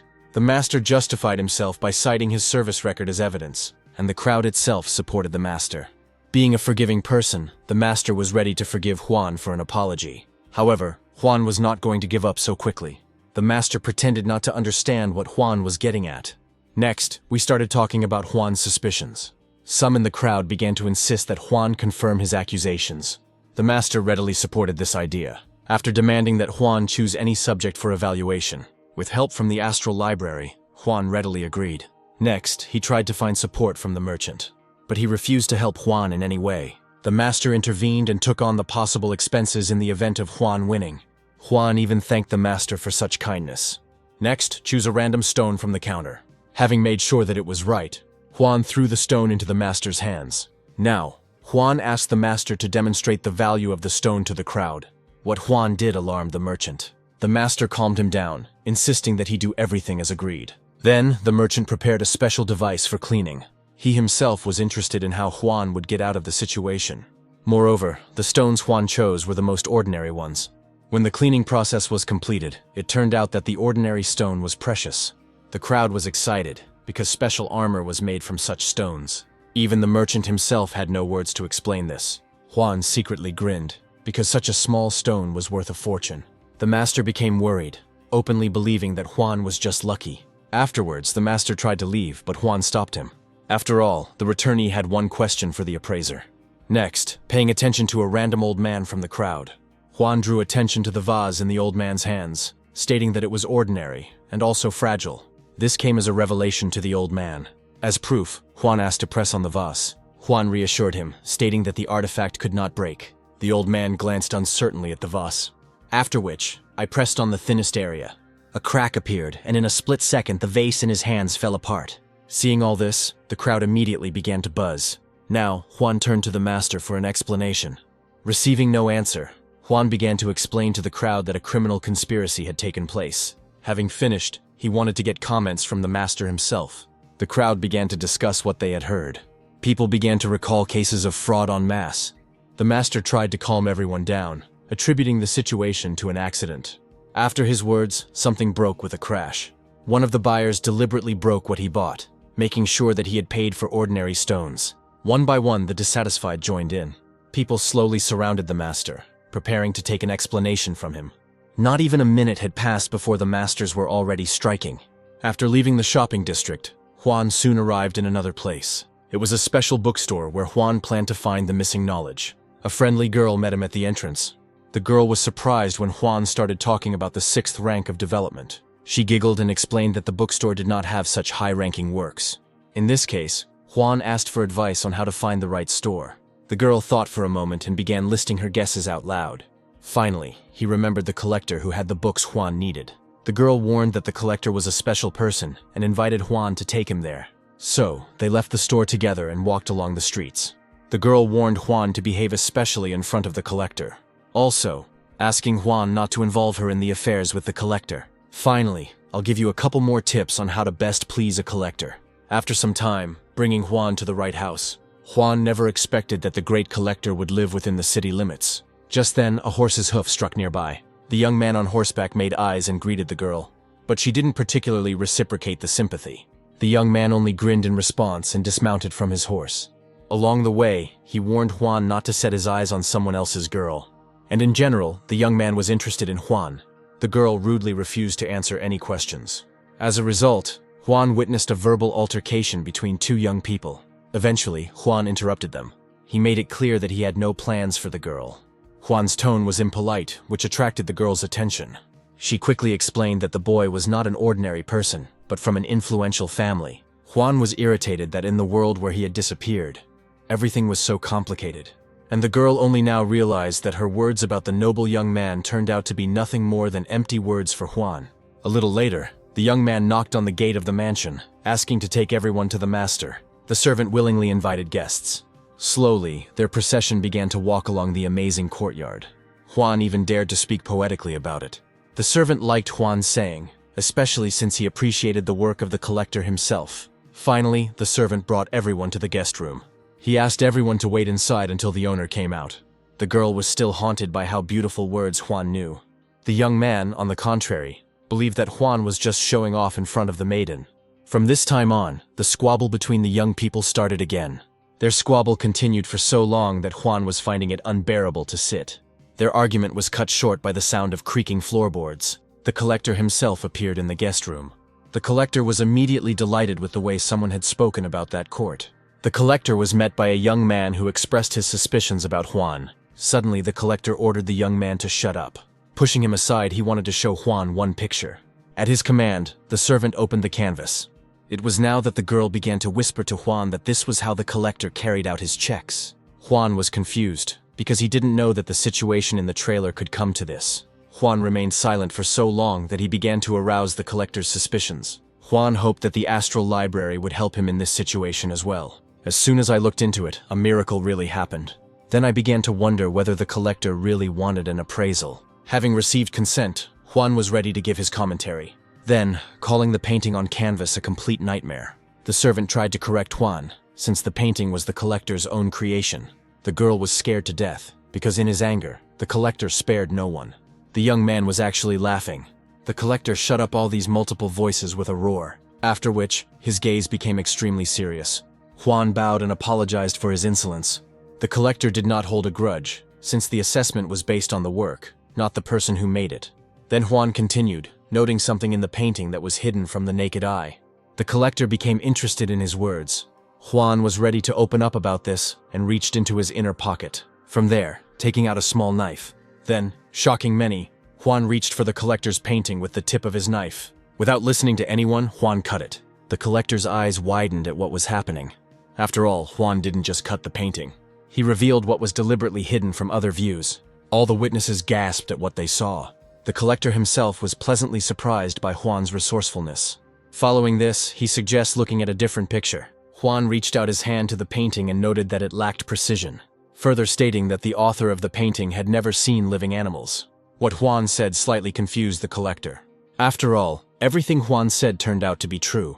But for now, I decided to ask him in more detail about the inaccuracies. The girl was taken aback again, because the collector himself was asking some young man for advice. At the same time, Juan spoke in detail about how the beast should be depicted. The collector appreciated Juan's advice good-naturedly. Overall, I would rate Juan as being wise beyond his years. After which, the collector asked the girl to introduce Juan. She laughed out of awkwardness, since she herself practically didn't know the returnee. The collector did not appreciate this, further demanding that for his merits, Juan be called a professional. He was even ready to listen if anyone had doubts about this. No one argued, and Juan was now called a professional. Although Juan was pleased, he did not need such a title. However, the collector thought completely differently. Moreover, allowing Juan to teach the two young men on occasion. Finally, the collector was interested in the nature of Juan's visit. Without hiding anything, Juan started talking about searching for material on the 6th combat rank. The collector patted Juan on the shoulder and was ready to show off his books. Suddenly, the servant tried to stop his master. The conversation concerned the collector's office, but he was only too happy to let Juan in there. Leaving the guest room, the collector invited Juan to go to another wing. Already there, he presented his library. Unfortunately, there weren't that many of the materials Juan needed there. Many of the techniques there did not suit Juan, but he nevertheless studied all the materials. At some point, I noticed a couple of books on the shelf above. The collector sighed, calling them his son's books. But he wasn't averse to letting Juan take a look at the brutal techniques there. Juan took advantage of the opportunity with pleasure. From the side, the collector saw that Juan was studying the books unnaturally quickly, practically simply leafing through them. But for Juan, this is exactly what the reading method looked like. The ability to create a completely new work in the astral library. It was an incredibly convenient and useful process. What ultimately came out of what was read fell into Juan's hands. Immediately, he began to read the treatise there. The improvement of Juan's soul and body began immediately. Only by pumping these parameters together could Juan achieve results. Once again, the best knowledge fell into the hands of Juan. As expected, Juan gave the new type of technique a name. Then, without expecting it, Juan began the process of his own transformation. Meanwhile, the collector was worried about Juan, who stood motionless for a long time. Carefully, he touched it to make sure everything was okay. As soon as the touch took place, a violent reaction of spiritual energy arose. Immediately, this force pushed the collector away. Flying to the side, the collector rolled head over heels across the floor. Juan himself was shocked by this, but the collector recovered very quickly. Juan was already rushing to help. The collector allowed himself to be helped, but did not admit that he felt great power in Juan. Then, completely by accident, Juan slapped him on the back. A new reaction of spiritual power struck the unfortunate collector. Even Juan himself didn't understand what was happening now. He tried to help the collector again, but he was already refusing. Spitting blood, the collector guessed that Juan had moved up to a new rank. Juan reluctantly agreed. The collector understood that Juan simply had not yet had time to adapt to the new forces. And yet, Juan's rise to rank 6 was nothing short of miraculous. To sort things out, the collector invited Juan into the living room. At the same time, a couple of young people were again actively discussing Juan. The girl guessed that Juan had paid a visit to the collector, since he was literally one step away from the next rank. The young man became interested in this idea, believing that Juan could be an excellent fighter. Just then, a blood-stained collector appeared in the living room. The collector waved to the youngsters, asking them not to worry about themselves. Also, asking the servant to bring a column to measure the strength. Juan also appeared in the room, and they began to ask him about his increased powers. The young man was delighted with Juan's positive response and wanted to arrange a sparring match. Having overheard this conversation, the collector himself became interested. The girl jumped up from her seat and began to explain to the young man that the collector's house was not a place for duels. The collector himself said that he was not averse to sparring. The young man was glad that his idea was approved. After which, he assumed a fighting stance, for the sake of decency, calling on Juan to prepare for a fight. After which, the youth delivered a swift blow. Juan also raised his fist, wanting to test himself. At a certain point, both blows met.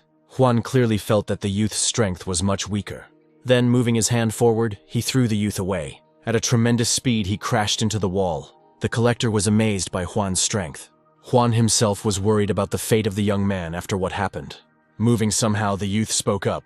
Juan was glad to hear that, suggesting that this time they both give it their all. Suddenly, the young man began to refuse, recognizing the professional as a much stronger fighter. Juan gnashed his teeth because he thought the young man was simply being lazy. It was just now that the servant who announced the installation of the column appeared. He gasped when he saw the youth slammed into the wall. The collector also spoke up, urging Juan to test his strength. Juan himself did not consider this to be particularly necessary. However, the collector stubbornly insisted otherwise. Sighing and agreeing, Juan approached the column. Taking a deep breath, Juan struck with all his might. The pole rattled and a number appeared on it. Juan showed the results. However, for some reason, shock appeared on the faces of the witnesses. Juan did not understand them, and then the girl suggested taking another look at the column. Juan turned around and looked surprised. The power figure on the column changed by 10 values at once. Juan even doubted whether the column was in good working order. The collector was completely confident that Juan had indeed advanced to the 6th rank of strength. For everyone else, this news came as a surprise, and Juan himself experienced unusual feelings. After all, with such development, every corner of the body would strengthen it. Juan refused to believe in rank increase, reducing everything to strengthening the body itself. The collector did not expect to receive such an answer. He even suggested that Juan might have eaten some red fruit. Juan remembered that he had actually eaten something similar at the market. The collector explained that Juan owed his power to a special fruit. About half an hour had passed since their conversation. Having settled down, the collector started talking about Juan himself. The returnee admitted that he was a teacher. Upon learning of this, the collector wanted the young people to study with Juan. But only a young man from a wealthy family received this news with joy. Be that as it may, Juan could not stay any longer. Before saying goodbye, the collector promised to help Juan find the books he needed. Juan thanked him. The collector liked the flattery and said goodbye. This is how Juan's visit to the famous collector ended. Walking through the streets of the city, he reflected on his strength. Juan wondered if there were other ways to strengthen himself. But then a rustling sound from the alley caught his attention. Juan stopped, loudly ordering his pursuer to show himself. Leading strong guys, he proved himself to be a master. The master was angry and wanted revenge. Such threats did not affect Juan at all. All his actions showed that he didn't care. And in general, as a returnee, Juan did not want to waste time on such things. Juan's attitude infuriated the master, and he eventually gave orders. Immediately, a huge guy approached Juan. The master was already anticipating how the big guy would smear Juan on the ground. The big guy was about to do just that, spreading his arms and concentrating his strength in them. A second later, his powerful palms rushed towards Juan's head. Unexpectedly, Juan took hold of certain parts of the big man's body. He squeezed them so hard that the big guy was pierced by incredible pain. Unable to bear it any longer, he began to scream. Juan himself perceived the big guy as an opportunity to test his strength on someone. Pulling him towards himself, Juan hit the big guy with his palm. Then he pulled his hand back and pushed sharply. With new spiritual strength, the big guy was thrown back somewhere. The master and his protégés were impressed by Juan's powers. Some people no longer wanted to beat Juan at all, but there were also daredevils among them. The master was lucky that one of the merchants was of the 6th rank. He was counting on Juan being in trouble now. Having prepared himself, the merchant activated Falcon's flight. Other merchants believed that few could resist such an ability, and the master himself was counting on a quick victory. At some point, like a bird of prey, the merchant soared above Juan. Juan himself was not impressed. After all, to defeat such a technique, he didn't even need an astral library. The merchant himself was confident of his victory until he heard a crunch, and then a plaintive groan was heard.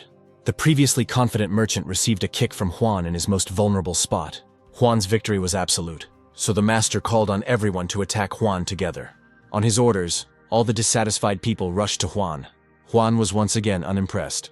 Moreover, the master himself disappeared somewhere after giving the order to attack. Looking back, they saw him running away. Everyone was of the same opinion that the master was a treacherous man. And yet, 2 more traitors still remained. With a lightning-fast move, Juan neutralized the techs, after which he rushed after the master himself. At some point, not only catching up with him, but even overtaking him. Juan lifted his leg as he ran, with all his might, hitting the master straight on. That one was stopped. Juan scoffed, imagining that the master had expected a completely different turn of events. Having come to his senses a little, the master began to plead, begging Huan to spare himself. Huan smiled, first deciding to find out how much the master's life was worth. Hearing this, the master frantically began to remove the unusual ring from his finger. The strange decoration interested Huan. With the help of the astral library, he immediately learned that the ring could serve as something like a spatial storage. Deciding to explore what could be there, Huan began to put on the ring. Immediately, a certain process started. Suddenly, Huan was transported inside a compact treasury. The master hoped that such a gift would appease Huan's anger. Evasively, Huan agreed to this. But first, I wanted to get much more from the master. The master did not understand how exactly Huan recognized that he had more money hidden under his clothes. Laughing demonically, Huan reached out to the master. In the next couple of minutes, the master lost everything he had on him. Subsequently, the master was upset that he had been treated so rudely. Huan paid no attention to him, greedily counting the proceeds. Still, the master hoped that Huan would keep his word. Looking at him, Huan began to list the master's sins. The master was amazed that Huan knew absolutely everything about it. The master even tried to find an explanation for Huan's knowledge, but was unable to do so. And Huan himself considered reasoning about his knowledge to be a waste of time. Now, I intend to make sure that the master never again causes grief to others. Suddenly, Huan struck with his knee. But all his actions were not aimed at killing the master. In this way, Huan somehow deprived him of the opportunity to deceive further. The master himself felt how he instantly lost all his skills. After which, the action moved to some unknown villa. There, Shan diligently tried to convince his grandfather of something, and also find out about the situation with the lion. Next, he started pointing at the lion. Shan complained that the lion almost killed him. Shan's grandfather was also interested in the beast's behavior. However, the lion himself was as detached as possible from talking about himself. Shana's grandfather promised that he would look into the situation. Shan begged his grandfather to teach Huan a lesson as well. Waving his hand, the grandfather promised to deal with this too. Meanwhile, Shan's grandfather couldn't just fire Huan, but Shang already had a plan, and it concerned Huang's disciple named Io. Shang claimed that Io had studied with Huang under deception and coercion. Shang considered this fact sufficient to remove Huang. Grandfather Shana expressed interest in the information, announcing that an investigation was being conducted, giving his word to remove Huang if Shan's story was confirmed. Shang was happy, believing that he was one step away from defeating Huang. Immediately after this, the action returned to Huan himself. He had already returned to his school, continuing to ponder ways of developing strength. Lost in thought, he pushed the doors. Inside, Huan's students were waiting for him. The returnee never expected such a meeting. Unexpectedly, the students began to greet Huan in chorus. Huan was reciprocal, although he did not understand their joy. Next, turning to Nika, asking her to be first, Huan gave the girl herbs that were supposed to heal her. Opening the chest, Nika saw rare medicinal plants inside. Next, Huan distributed specially prepared development techniques to everyone else. Each student received their own manual. The students immediately began to study the manuals they had received. None of them had ever seen anything like it before. Moreover, the author of the text was Huan himself. Before Huan had time to give names to the new techniques, he shifted this responsibility to his students. Urgently, surprised glances were directed at Huan. None of those present could have dreamed of such an honor. For this reason, Huana even decided to ask Nick about his decision. Huan did not renounce his previous words. The situation that Huan had now created was truly unique. For the first time in history, a teacher created individual teaching aids. Such generosity could not remain unanswered. One by one, the disciples began to fall on their knees before Huang. Among them, Nika even took a solemn oath of allegiance to the teacher. Huan was confused by the fact that the students swore not only to study, but even to protect their mentor. At the same time, Mila was wandering thoughtfully near the school walls. She kept trying to find a way to meet with Huan. In the end, I decided to just visit him. Confidently, she walked towards the school gates. At that moment, Yao was there. Mila saw this man for the first time. Yao didn't introduce himself, and, on the contrary, threatened Mila not to interfere in other people's affairs. Mila responded insolently, mentally suggesting that the strange man could have been sent by Shan himself. She remembered very well the threats of reprisals against Huang. Subsequently, Mila even openly spoke out about the inadmissibility of such intentions. Yao himself guessed that the famous beauty teacher was talking to him now. A minute later, their conflict became much more heated. A couple more unflattering words addressed to each other, and now both characters have moved on. Their fight began. At the same time, not far from Huang's school, Shang was walking with Chao. Shan boasted that he had managed to negotiate the removal of his opponent. Chao fully supported Shang's aspirations. Moreover, Shan expected that such a step would definitely turn the beautiful Mila away from the loser Huan. Then Shan began to laugh, promising a reward to everyone who supported him. Suddenly, Cao interrupted him, almost forcibly pointing somewhere. Both witnessed a fight between Yao and Mila. Looking at this, Cao even suggested that the beauty wanted to take revenge on Yao for beating Shang.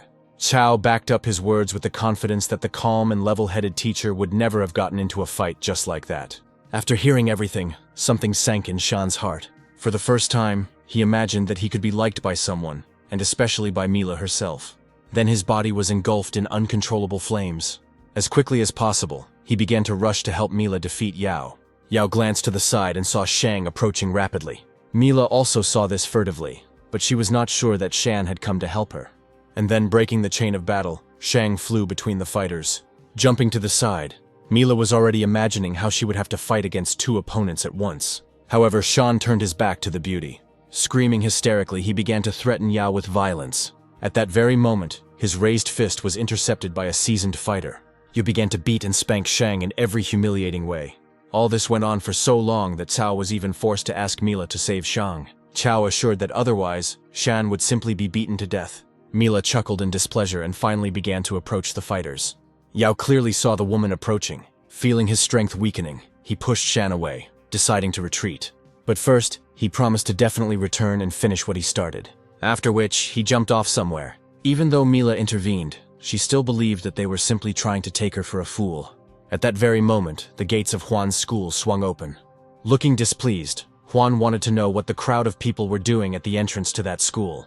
With some difficulty, I opened my eyes and heard Shan's unintelligible whisper. Cao spoke up instead, unleashing a barrage of accusations on Huang, also mentioning a certain will detector, whose test Huan was required to pass. Thanks to the astral library, Huan knew that the will detector could tell if someone was truly studying against their will. Cao warned Huang that it was simply impossible to refuse this procedure without being fired. Worried about Huan and sensing a catch, Mila asked him to refuse. However, Huan unexpectedly agreed to this challenge. Absolutely everyone was puzzled by his answer. After which, Huan began to call his student Io. Cao had confidence in Io, still considering him his loyal disciple. At the same time, Mila was angry because Huan had agreed without foresight. Their conversation was cut short, because it was then that Io appeared. Mila was upset by Huang's decision, because the Shang family was not only rich, but also powerful. Being sure that everything was happening because of her, Mila decided not to stand aside. Thus, all the characters reached the will detector tower. There, Shan's grandfather asked the elder for forgiveness for disturbing him. The elder asked to leave thanks, as he was glad to participate in the investigation. Then, the elder was presented with a short story about Huan himself. Shan's grandfather himself was shocked that Huan turned out to be such a dishonest person. After hearing the story, the elder agreed that the use of the will detector was mandatory. This was exactly the answer that Grandfather Shana wanted to hear. At that very moment, the door inside the tower began to open. Shan showed up, bringing everyone else with him. Taking a closer look at Shan, his grandfather was horrified. His grandson was terribly beaten and could barely move his lips. As quickly as possible, the grandfather reached into his inside pocket to give his grandson some medicine.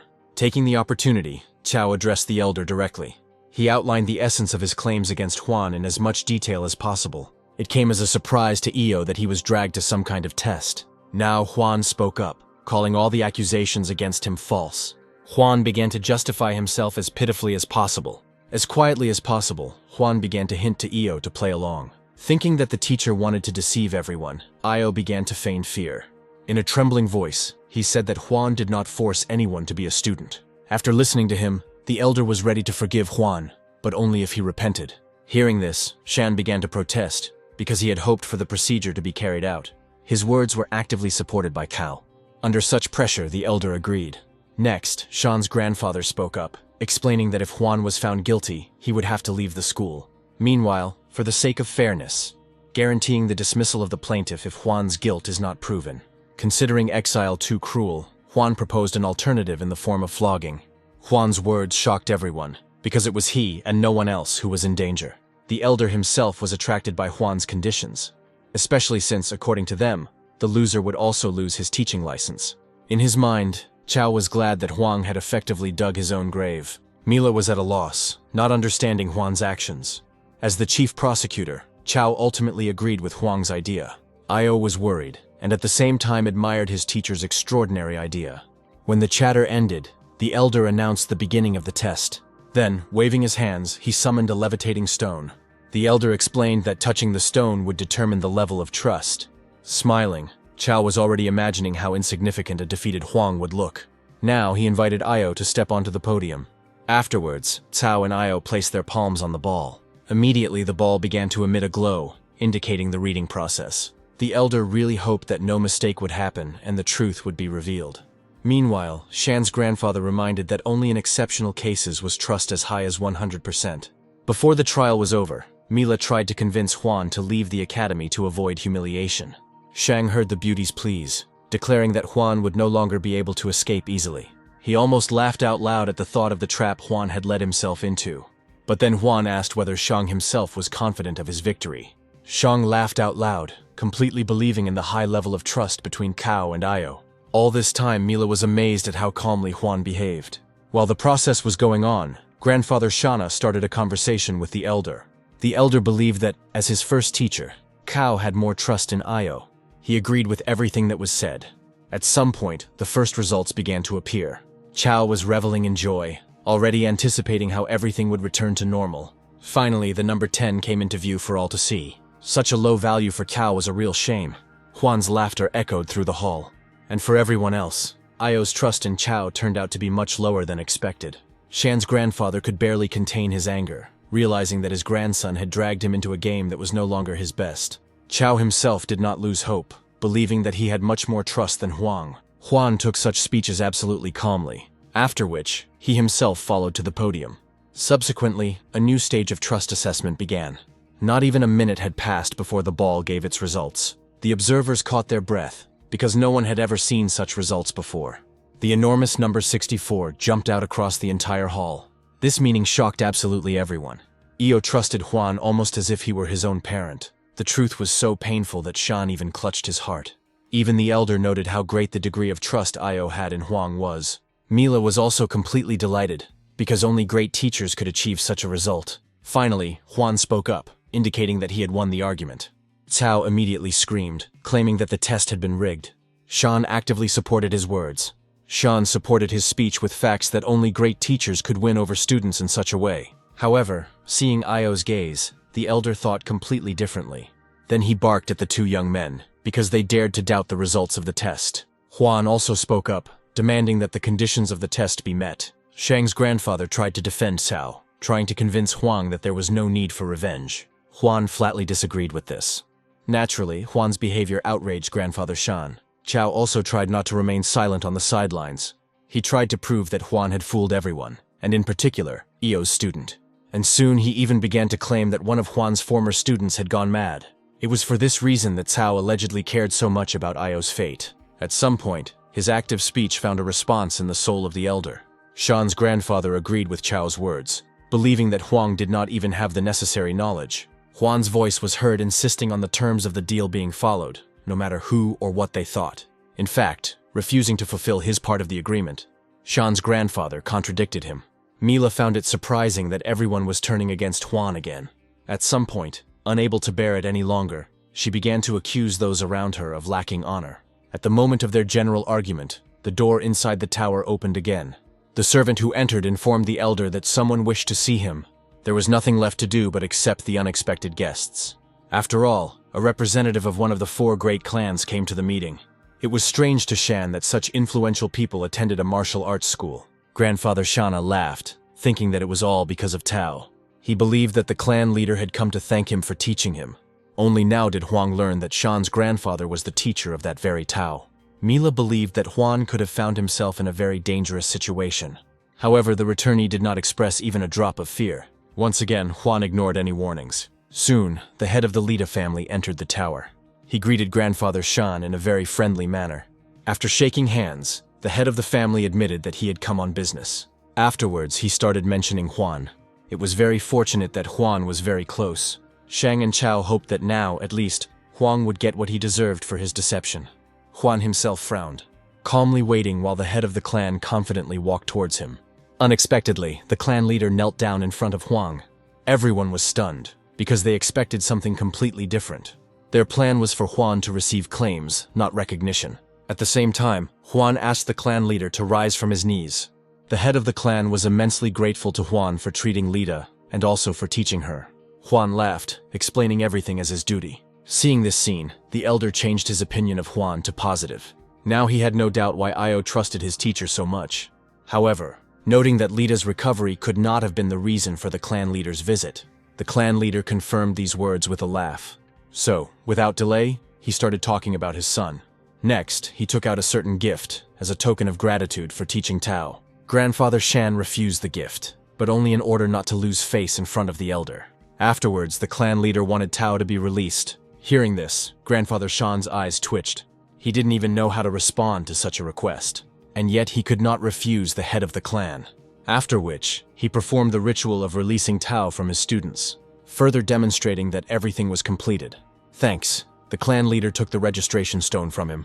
Immediately after this, asking Juan to take Tao to his class. Once again, everyone was amazed by what they heard. This change almost killed Shan's grandfather. With each passing second, the situation became more and more unpredictable. Moreover, Juan decided to think about this matter, after which he completely refused this request. For the first time, such a request was refused to a member of an influential family. Many thought that Juan simply made a bad joke. Juan's refusal once again caused pain in Grandfather Shan's chest, and the elder didn't know what to think about Juan in this regard. Once again, Juan repeated that he refused. After all, the returnee remembered very well how Tao attacked him. The clan leader tried to persuade Juan to change his mind.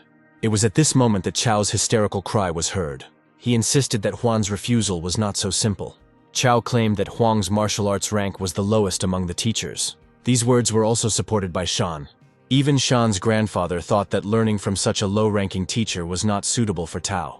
The widespread statements planted a seed of doubt within the clan leader. Chao continued to belittle Huang, believing that he could only surprise someone like a newcomer. His words were fully supported by Shana's grandfather. The clan leader was at a crossroads, claiming that Huang had stopped the sword's movement with 2 fingers. Those who heard this laughed, considering it impossible. Moreover, a person whose combat training level was 3rd could not stop the sword. Here Io spoke up, standing up to defend this story. Naturally, no one took the student's words seriously. Just as they were trying to convince the head of the clan that the whole story was fictitious, the servant entered the room again.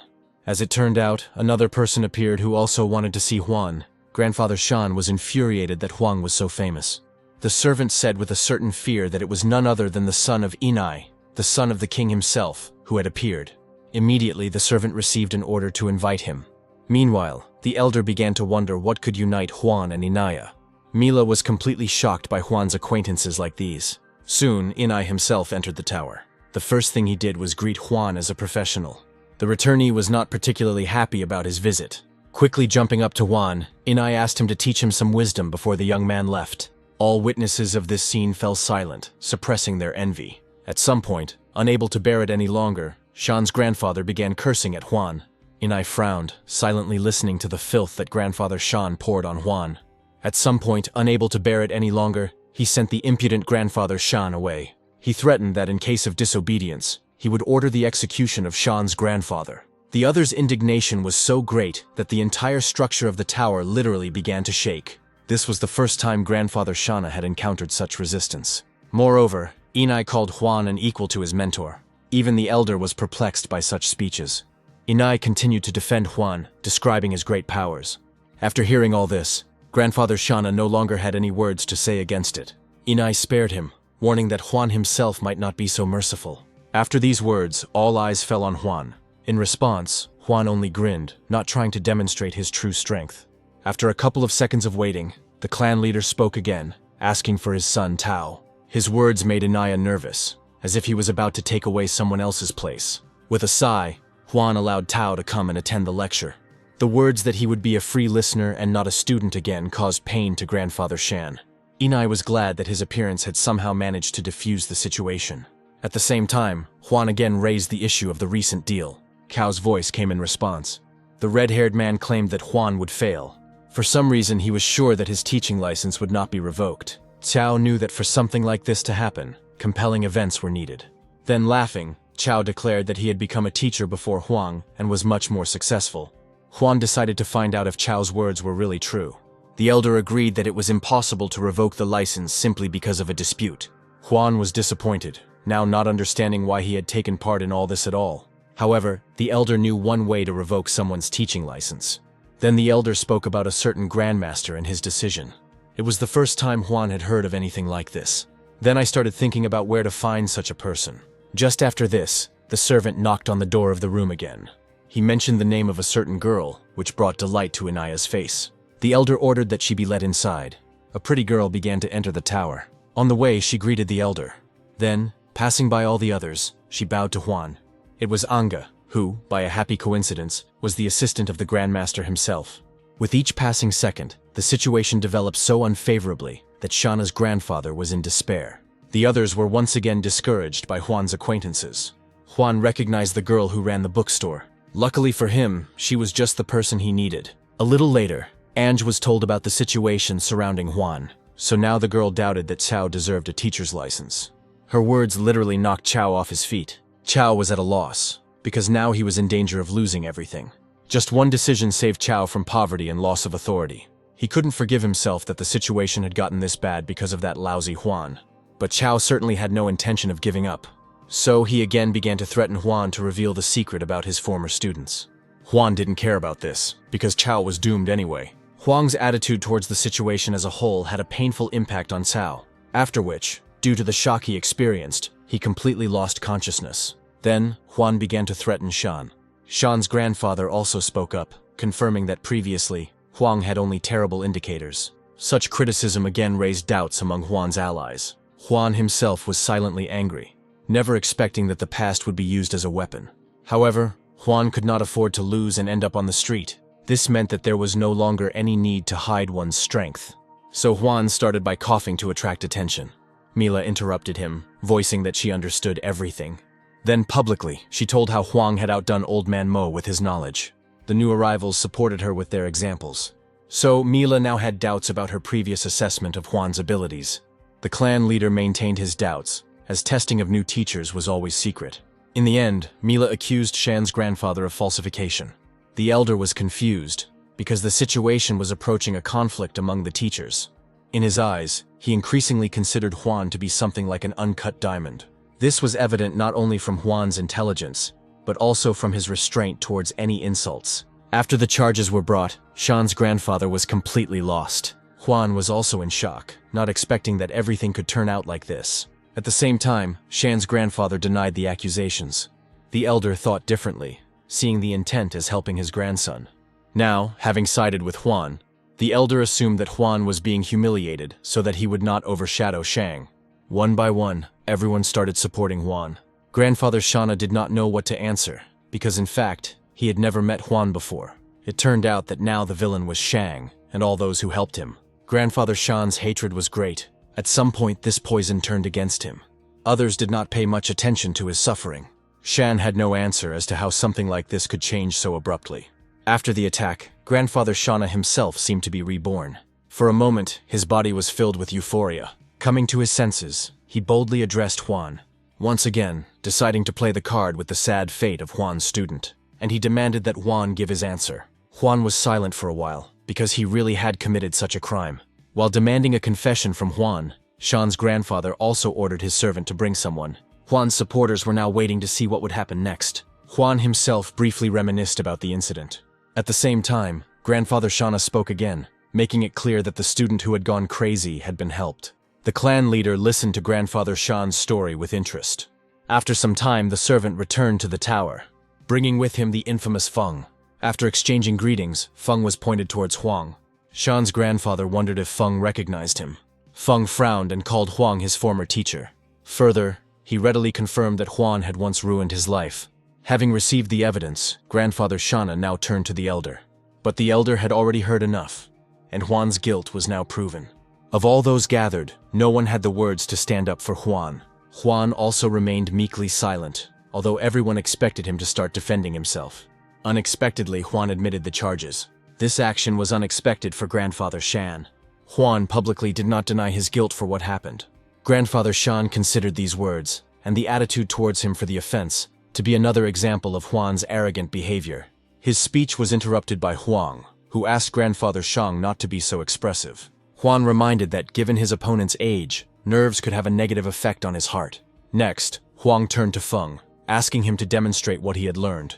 Feng was taken aback by this request, because everyone in this place had not gathered for this purpose. Even Ang tried to remind Huan that Feng's training was not up for discussion. Feng spoke up and began to talk about Huang's incorrect teaching methods. Huan himself did not want to hear such a thing, still insisting on demonstrating the fighter's strength. In the end, Feng agreed, after which he performed a series of blows. Watching Feng, others found him to be quite talented.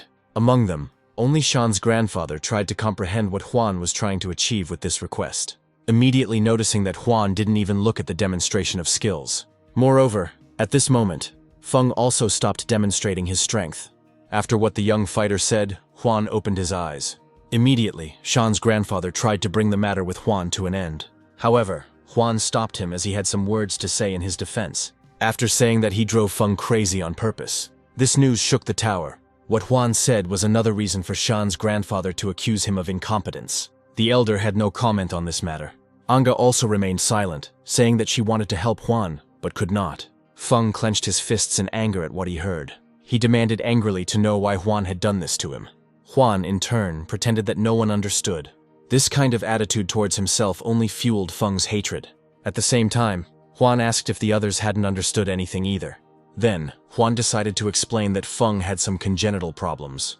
After hearing the details, Anga understood that when Feng was ill, fighters often did not progress. The elder was interested in Huan's conclusion. Feng doubted Huan's words, because during his training, he did not feel any discomfort. In that case, Huang asked Feng certain leading questions. Somehow, Huan had anticipated the unpleasant sensations that Feng was experiencing. All the other people present listened to their dialogue. Grandfather Shan didn't understand what Huan was getting at, since all of this was irrelevant. Huan responded to this with a complaint, wanting to know how the madman was characterized. In response, Shana's grandfather gave a description of this ailment. He hoped that Huang wouldn't say that he drove Feng crazy in order to destroy the disease. Many considered this process risky and unlikely. Huan didn't answer, turning his attention and questions back to Feng. Somewhat afraid of his words, Feng replied that he no longer had the same feeling of constraint. Then, loudly proclaiming, Huan began to explain what Feng's strength and misfortune were. Now Huan concluded that, after leaving, Feng had not managed to completely get rid of the illness, although he had succeeded in some things. Shan's grandfather spoke out against this absurd story. No matter how Huan tried to dodge or justify himself, the experienced old man did not believe him. But Huan didn't need trust, always turning his attention to Feng. Feng spoke up, voicing his teacher's hopes for a quick transition to a new combat rank. Others present found teacher Feng's achievements worthy of a professional. However, Huang found Feng's development period to be excessively long. In front of everyone, he promised to help Feng move up to the next rank in just half an hour. No one present believed that such a thing was possible. In particular, Shan's grandfather spoke out against Huan's words. Huan was not surprised that they didn't believe him. Unlike everyone else, Feng was in a state of confusion. Moreover, Huan insisted on his help, guaranteeing results. Feng made up his mind, because Huan was able to correctly diagnose him in one go. At some point, he finally agreed to the experiment. Huan was pleased with this decision. After which, asking Feng to strictly follow his recommendations. A second later, Feng assumed a pose on the floor. Slowly, Huan reached into the inside pocket of his robe. I took out a needle from there.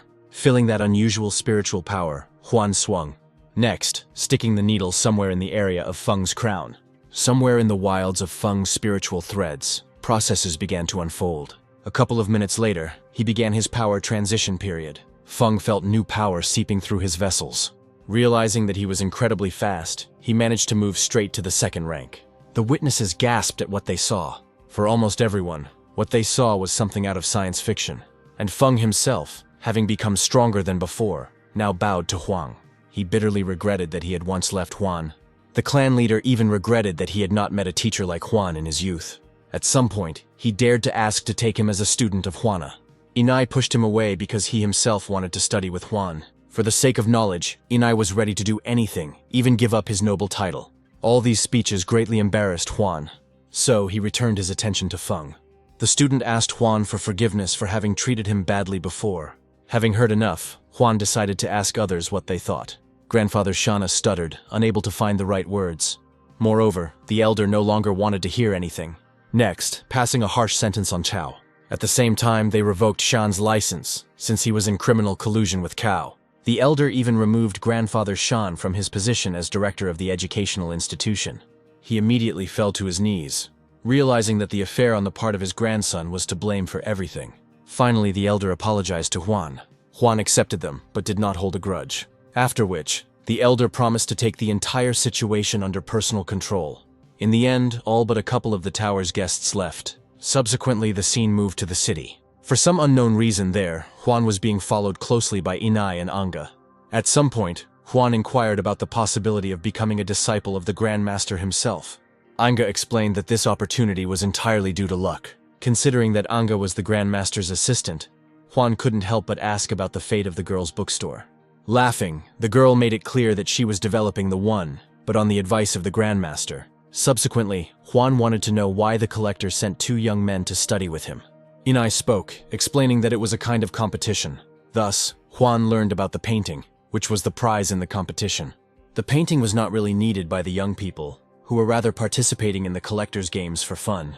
Next, asking Huan to share his wisdom about art. Huan was put in a difficult position, because in fact, he owed all his knowledge only to the astral library. Unexpectedly, the scene moved to another place. In a distant academy, two noblemen discussed the principles of education. One of them was a teacher, receiving pleasant praise in his address. In particular, after graduation, most of the students remained with that. However, Teacher Lu wanted to know the real reason for visiting him. Laughing, his interlocutor started talking about some kind of help that was needed. Lu wasn't very happy when something like that came up in conversation. Without hesitation, the man across from him called out Huan's name. As it turned out, Lu had heard something about it. His interlocutor also knew Huan, especially after the commotion he had caused in someone else's tavern. Lu didn't understand what the problem was, believing that Huan would soon be fired. The tavern owner also believed this, hoping that Lu would lure Huang's disciples to his side. This idea even caused a proud laugh from the tavern owner. In this way, he planned to further humiliate Huan. The tavern keeper reminded Lu that people like Huang should not be given the opportunity to teach anyone. In the end, Lu agreed with the plan that was voiced. Just now, from the side, someone approached the two men. It was one of Lu's students. The disciple bore the name Wang, being the grandson of the clan head. After the greeting, the student was embarrassed to say anything for a long time. Lu thought the student had some problems and was willing to listen. Both men waited to hear what Wang would say. Suddenly, Wang wanted to leave Lu's class. Lu was shocked, because everyone, on the contrary, was trying to get into that class. Wang explained that this was the wish of the clan leader. Lu was offended by this and even began to threaten Wang. Wang and his family understood the consequences, hoping to become Huang's disciples. Of course, Lu was shocked when he heard this. The tavern owner also did not understand what could have caused this decision.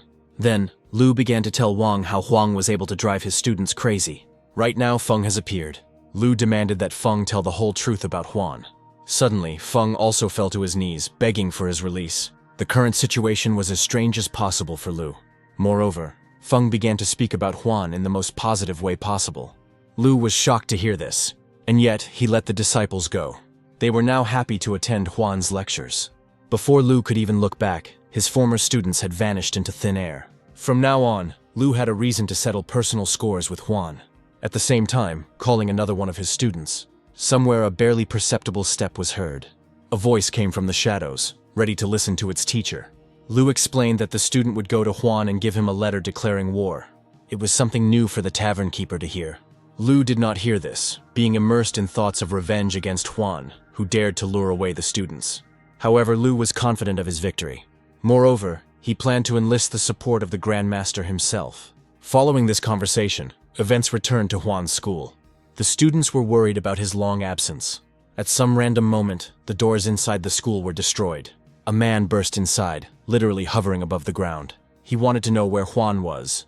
The returnee's disciples came out to meet him, not being delighted that the unknown person had brought destruction. Nika asked her friends to control themselves, because the man hovering above the ground was the famous Asher.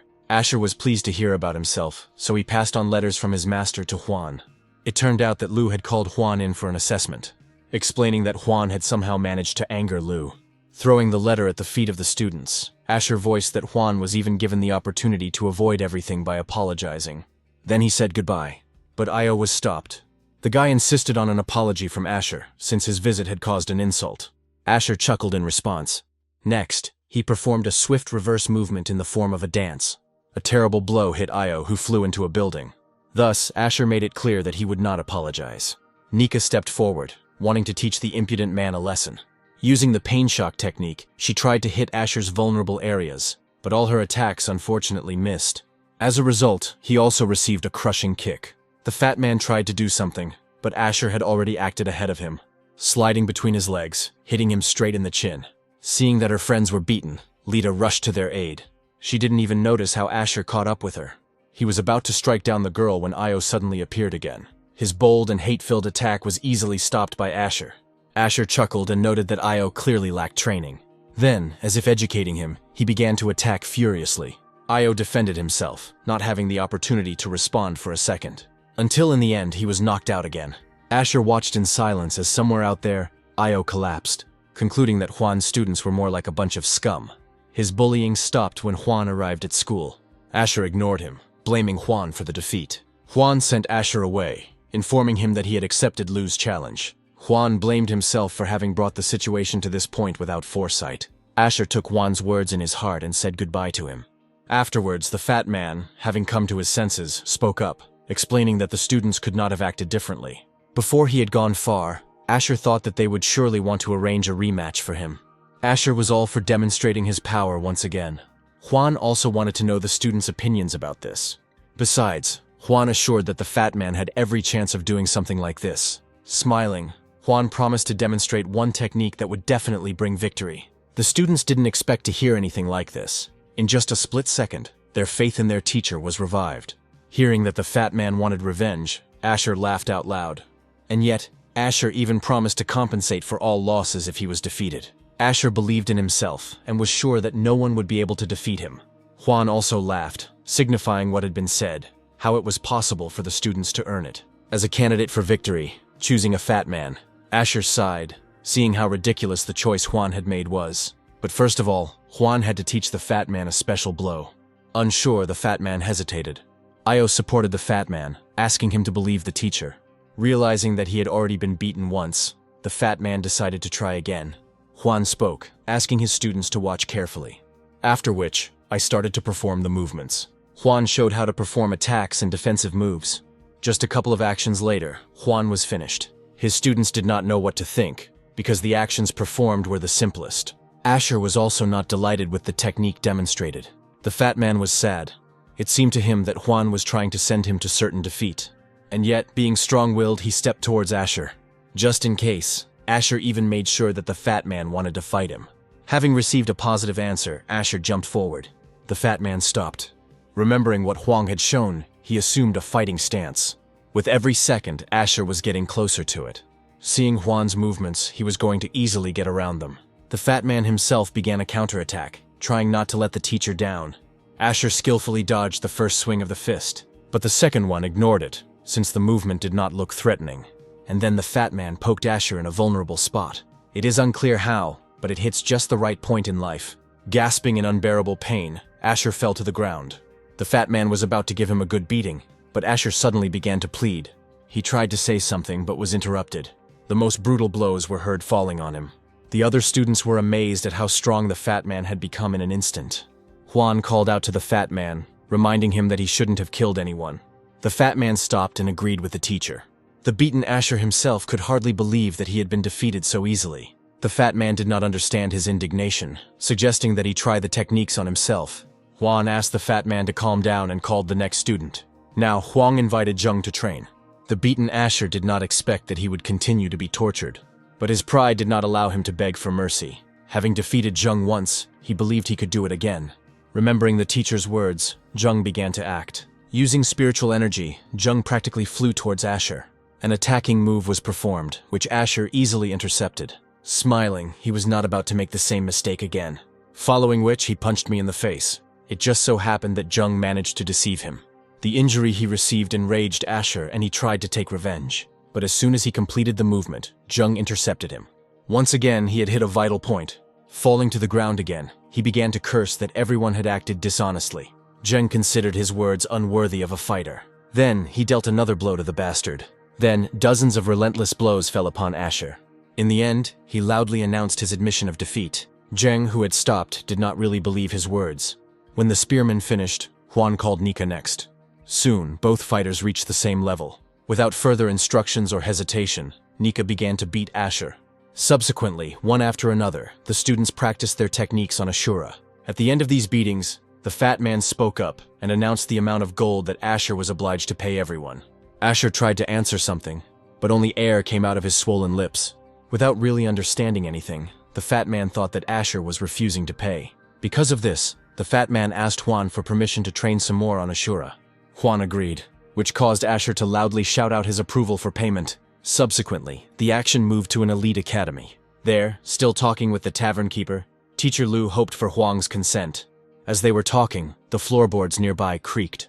Asher returned, battered and swollen. Teacher Lu didn't even recognize him at first. So, Asura had to convince Lu of this. Seeing the student's condition, Lu wanted to know what had happened to him. Upset, Asher admitted that he had been beaten, adding that it was not Huan, but his disciples. Hearing this was a genuine surprise for Teacher Lu. In order not to look completely insignificant, Asher began to retell how it all happened. After listening, Teacher Lu came to the conclusion that the usual fighting technique was just a deception. Lu understood that even though he knew he was vulnerable, skill still played a significant role. Moreover, now finding Huan not so simple. In any case, Lu had no intention of abandoning his student. Next, he turned to the tavern keeper. As it turned out, he knew the head of the school. Afterwards, they started talking about ways to discredit Huan, but their conversation was suddenly interrupted. It was Teacher Lexios, whose visit Lu had not expected at all. Suddenly, he started talking about the Bureau of Education. Lu didn't really understand what the other teacher was getting at. As it turned out, Lexios brought information about Director Shan. By decision of the council, he was fired just a couple of hours ago. Lexios explained that Shana was caught rigging the test. This news alarmed Lu. But this did not answer the question of who accused the school principal. The tavern keeper insisted that it would not be easy to remove such a person. Lexisos began to recall that the catalyst was a certain previously unsuccessful teacher. Asher immediately voiced that they were talking about Huan. Hearing about this again, Teacher Lu was confused. In a very short time, Huan managed to do a lot of things. The question arose whether Huan was really the worst of teachers. Following this, the events moved back to Huan's school. He was just finishing his lecture. As he sent the students home, he reminded them that after-school practice should be mandatory. Huan hoped that in the future, his students would not let him down. A little later, his students gathered in the park. With interest, they discussed the development rank of their teacher. Absolutely all of them believed in Huan's powers. But at the same time, we consider it important not to fall flat on our faces. One by one, the disciples agreed with Zhou's words. Finally, they unanimously decided to train even harder than before. Meanwhile, Huan was thinking about his students. Some of them have already proven themselves to be excellent from the very beginning. But there were also those over whom Huan had to work hard. Huan saw the fat man as the main problem in his squad, but he had absolutely no idea how to activate his ancestral skills. Huan didn't even notice how he accidentally left the real world. Once again, he found himself in the middle of an astral library. A light breeze blew, and a book flew into his hand. The text in that one spoke about the activation of ancestral skills. Huan took most of the methods calmly until he reached the last one. There, the scripture suggested inflicting mutilations in order to activate the abilities of the ancestral blood. Naturally, the latter did not suit Huan at all. Having decided to try out the first options, Huan went to the Pharmacists Guild. The Alchemists Guild has always been a very lively place. Thousands of people flocked here, especially representatives of the clans. However, not all guild representatives were happy with such a flow of clients, sometimes wishing there were far fewer of them. As luck would have it, one of those people was Huan. He immediately began asking about ways to reveal ancestral skills. Huan explained that he was looking for special books for this need. The girl at the counter was uncompromising, making it clear that the books were not for sale. This was the first time Huan had encountered such resistance. Then, Huan at least hoped to take a look at the library. The girl explained that one could only get into such a place by becoming a member of the guild. This thought intrigued Huan, so he was willing to take the risk. The girl took Huan's words with a certain amount of distrust.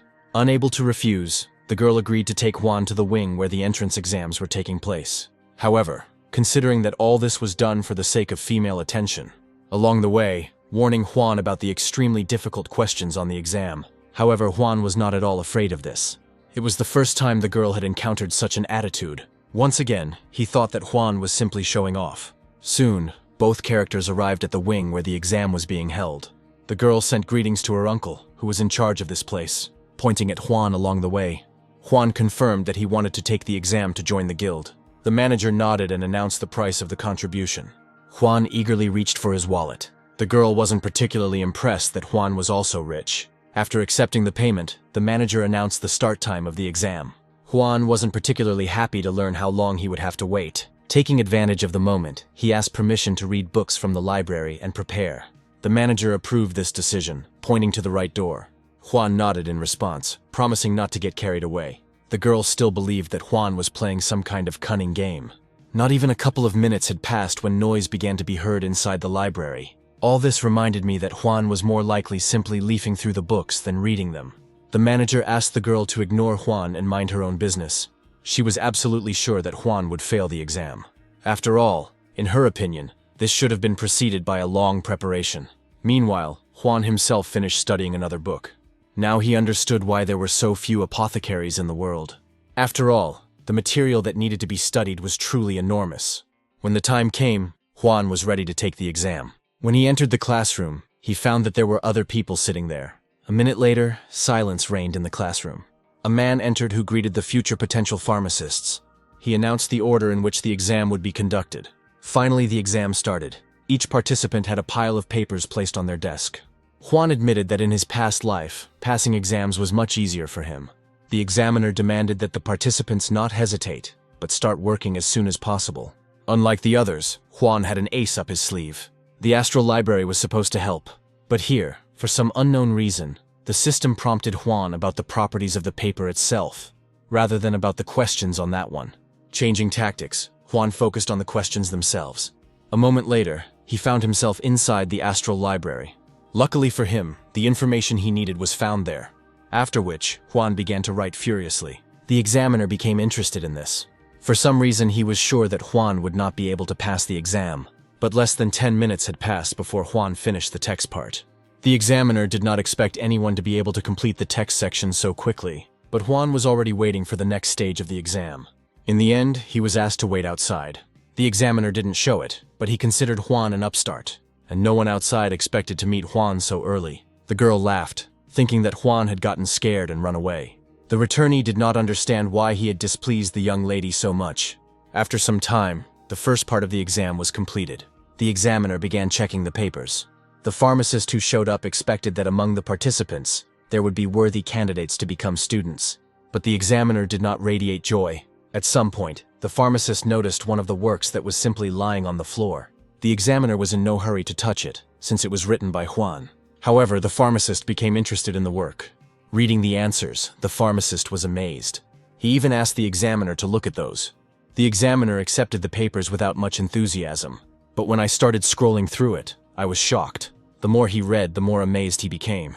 It's unclear how, but Juan didn't make a single mistake. The pharmacist confirmed this conclusion. The pharmacist admitted that even he himself could not answer some of the questions. The examiner was somewhat confused by what had happened. At that same time, Juan was dozing.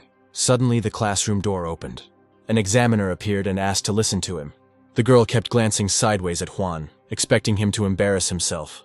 Then the assistant spoke, naming the people who had passed the exam. The first 3 candidates were named. They were happy about who managed to score how many points. At the end, the assistant called out Juan's name. With a trembling voice, he said that Juan had scored a full 100 points. This is the first time in the history of exams that something like this has happened. The assistant then invited the voiced persons to proceed to the next stage. Actually, Juan was also invited there. The girl was stunned when this happened. Juan stood up and waved his hand. Only now did the girl realize that it was Juan who had passed the exam with 100 points. Now she felt ridiculous because of her previous attitude towards it. In any case, the second stage of the exam has started. From now on, the participants had to correctly identify herbs and also describe their uses. The examiner announced that everyone had very little time for this task. Juan immediately grabbed the first stalk. With knowledge from the astral library, Juan remained cheerful. The examiner could not help but notice that person's behavior. At some point, confusion appeared on Juan's face. After all, the cunning examiner put in a little-known plant for identification. However, Juan's doubts lasted no more than a second. Finally, the examiner became familiar with the completed work. The result surprised him so much that he even introduced it to a pharmacist. It was later announced that only one person had passed the second stage of the exam. Suddenly, pointing to one of the participants, the named young man beamed with happiness. Juan was amazed, because there was no way he could answer incorrectly, and so he openly asked for clarification. Juan's address to the examiner was insolent, even somewhat contemptuous. The expressed indignation made the examiner and the pharmacist exchange glances. After which, Juan received an explanation that he had made a mistake in one formulation. Juan was told that he had an excellent chance of becoming a pharmacist, but next time, not accepting this answer, Juan headed to the table where the grass samples were lying.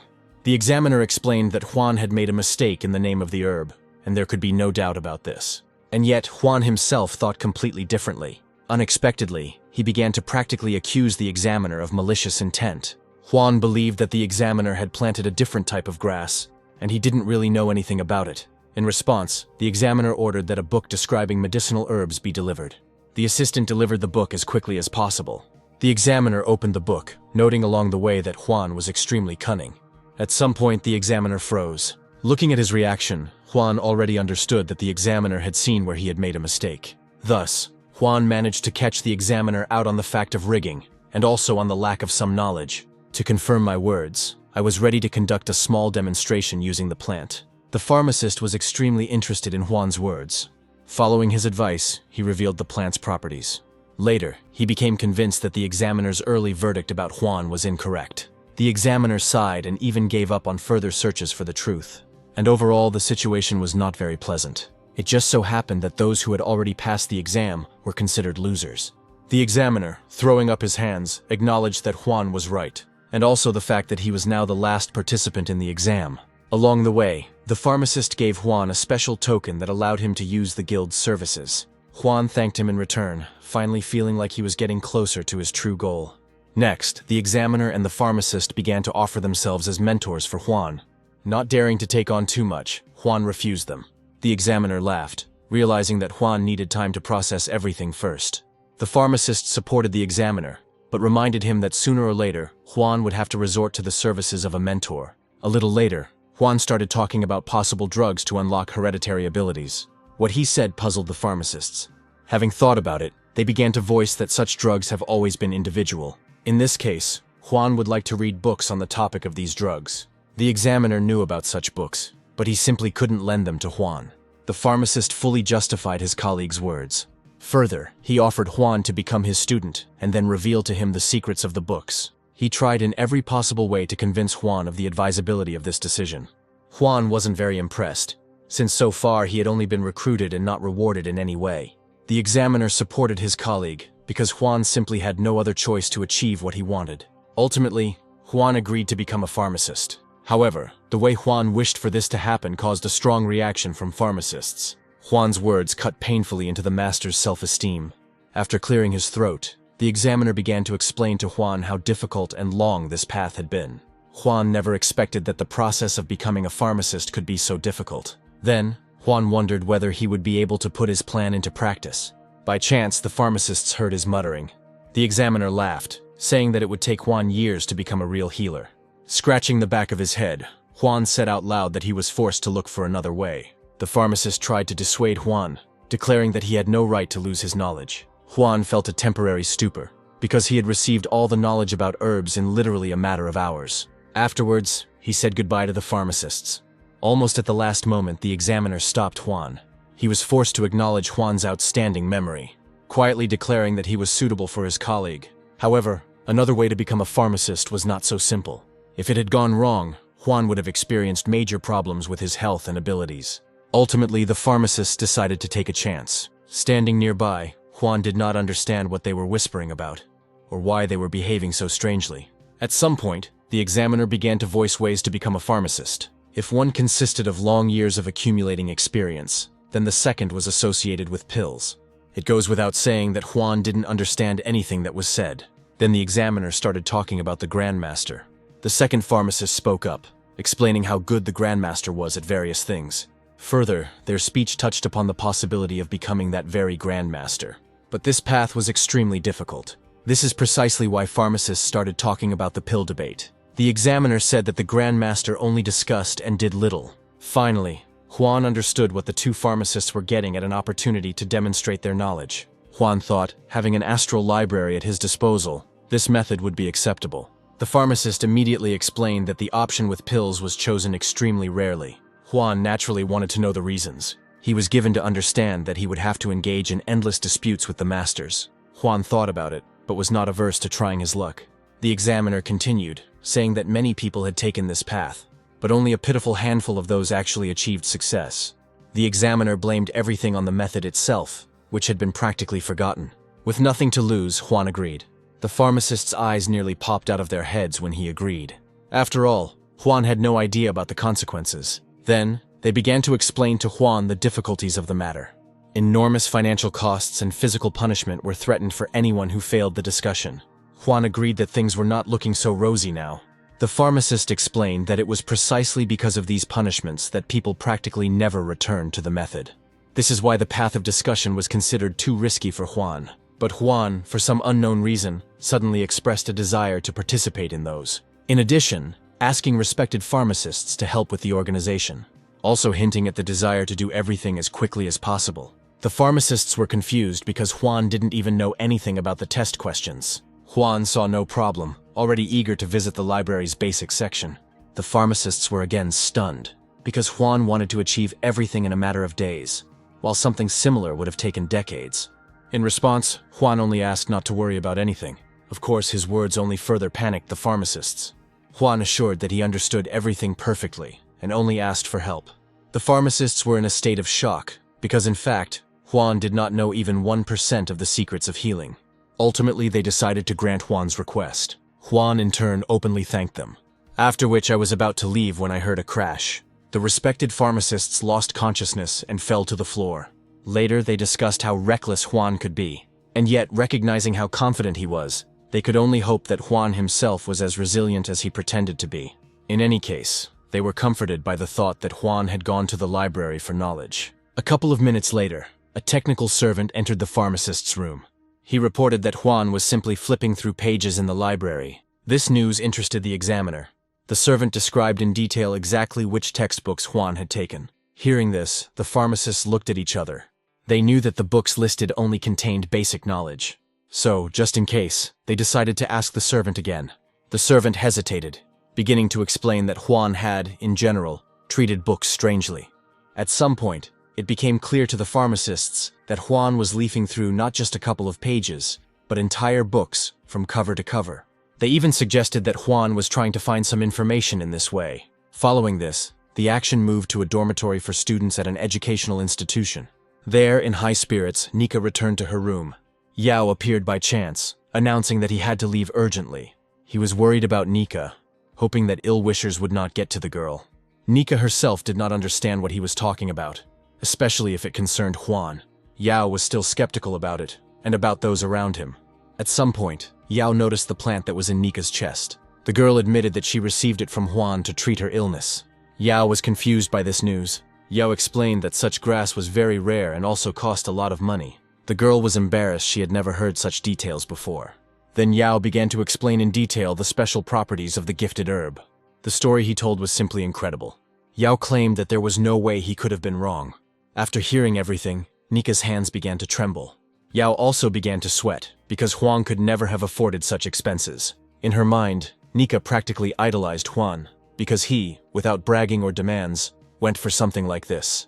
Then, standing up, the girl said that she could not accept such an expensive gift. So she started talking to Yao about money. Yao reached into his pocket, voicing the amount of 20,000. Next, Nika learned from Yao that Huang was now within the boundaries of the Pharmacists' Guild.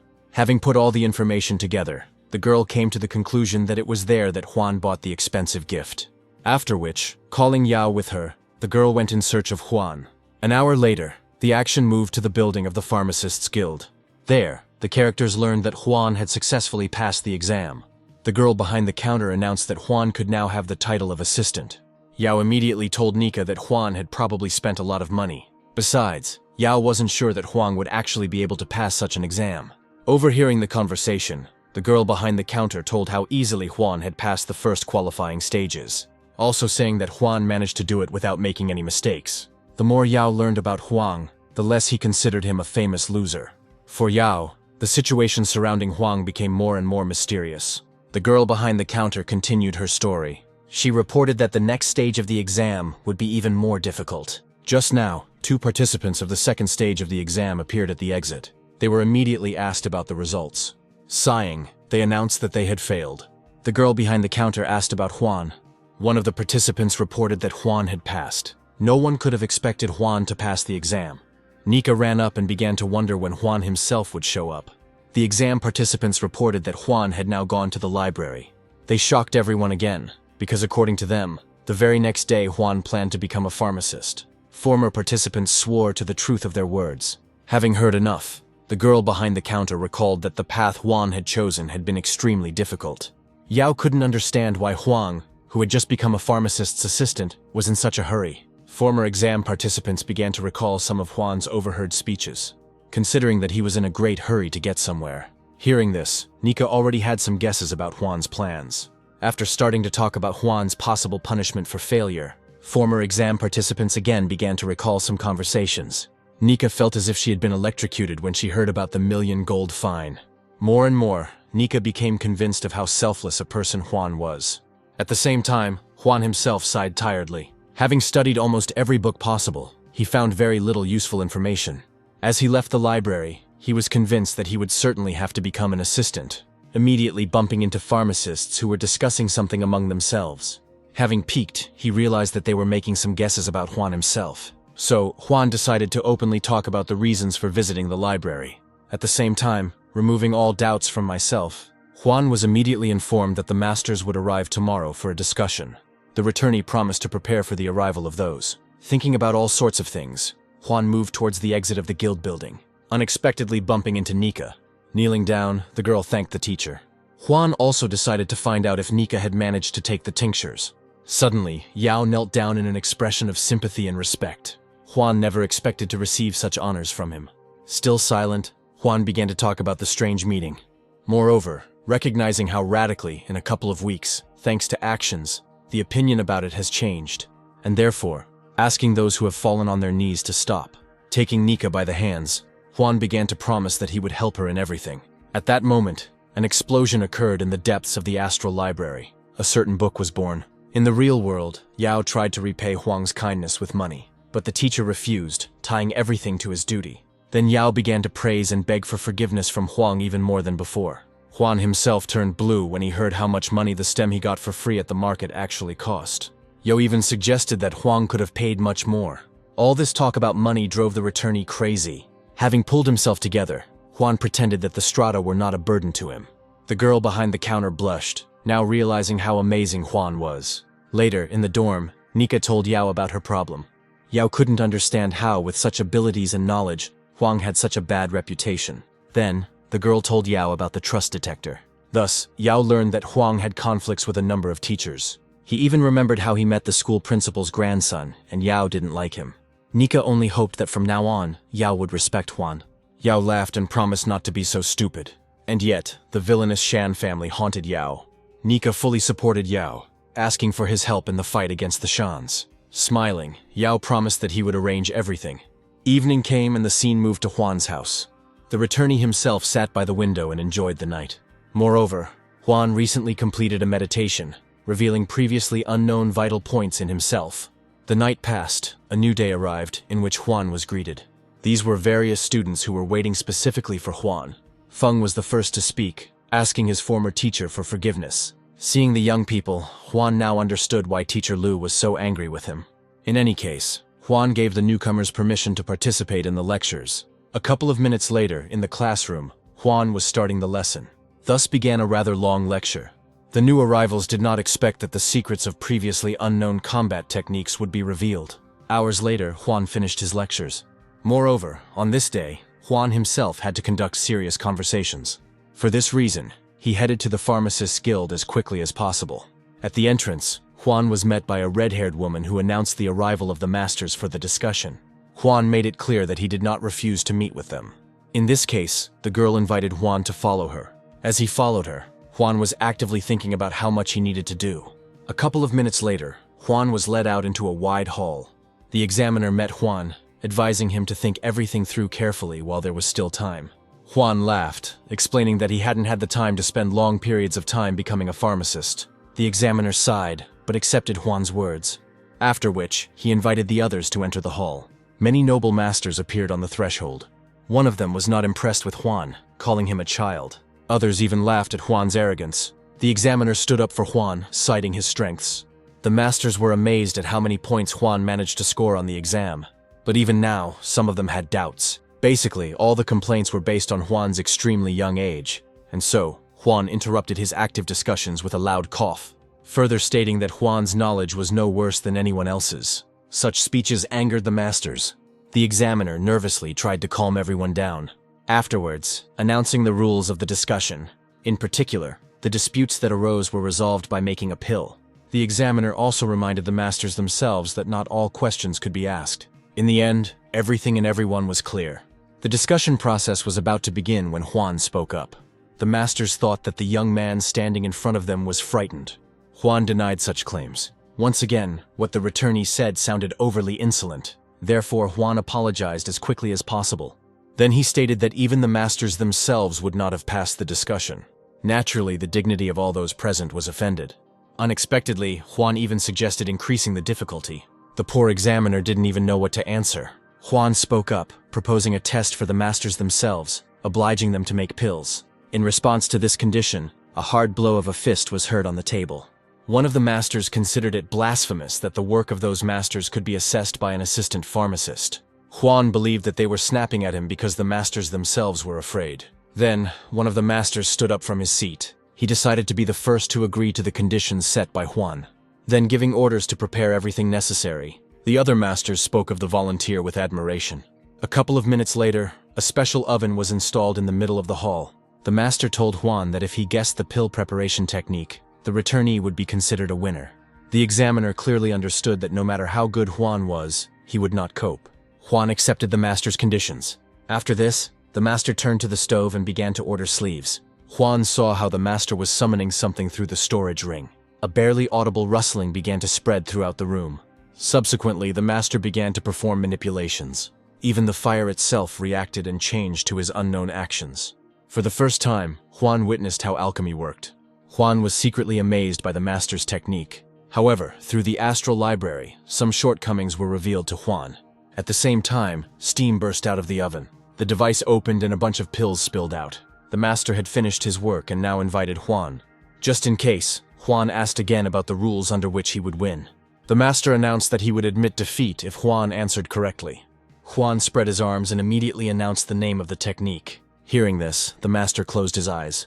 Juan then began to voice the subtleties. With the help of the astral library, Juan already knew how much foreign knowledge the master had illegally adopted. After which, Juan began to wait for the master to answer. The master began to stutter, and then Juan patted him on the shoulder.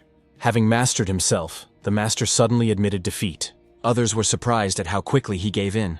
Juan didn't want to waste time, so he invited the next specialist.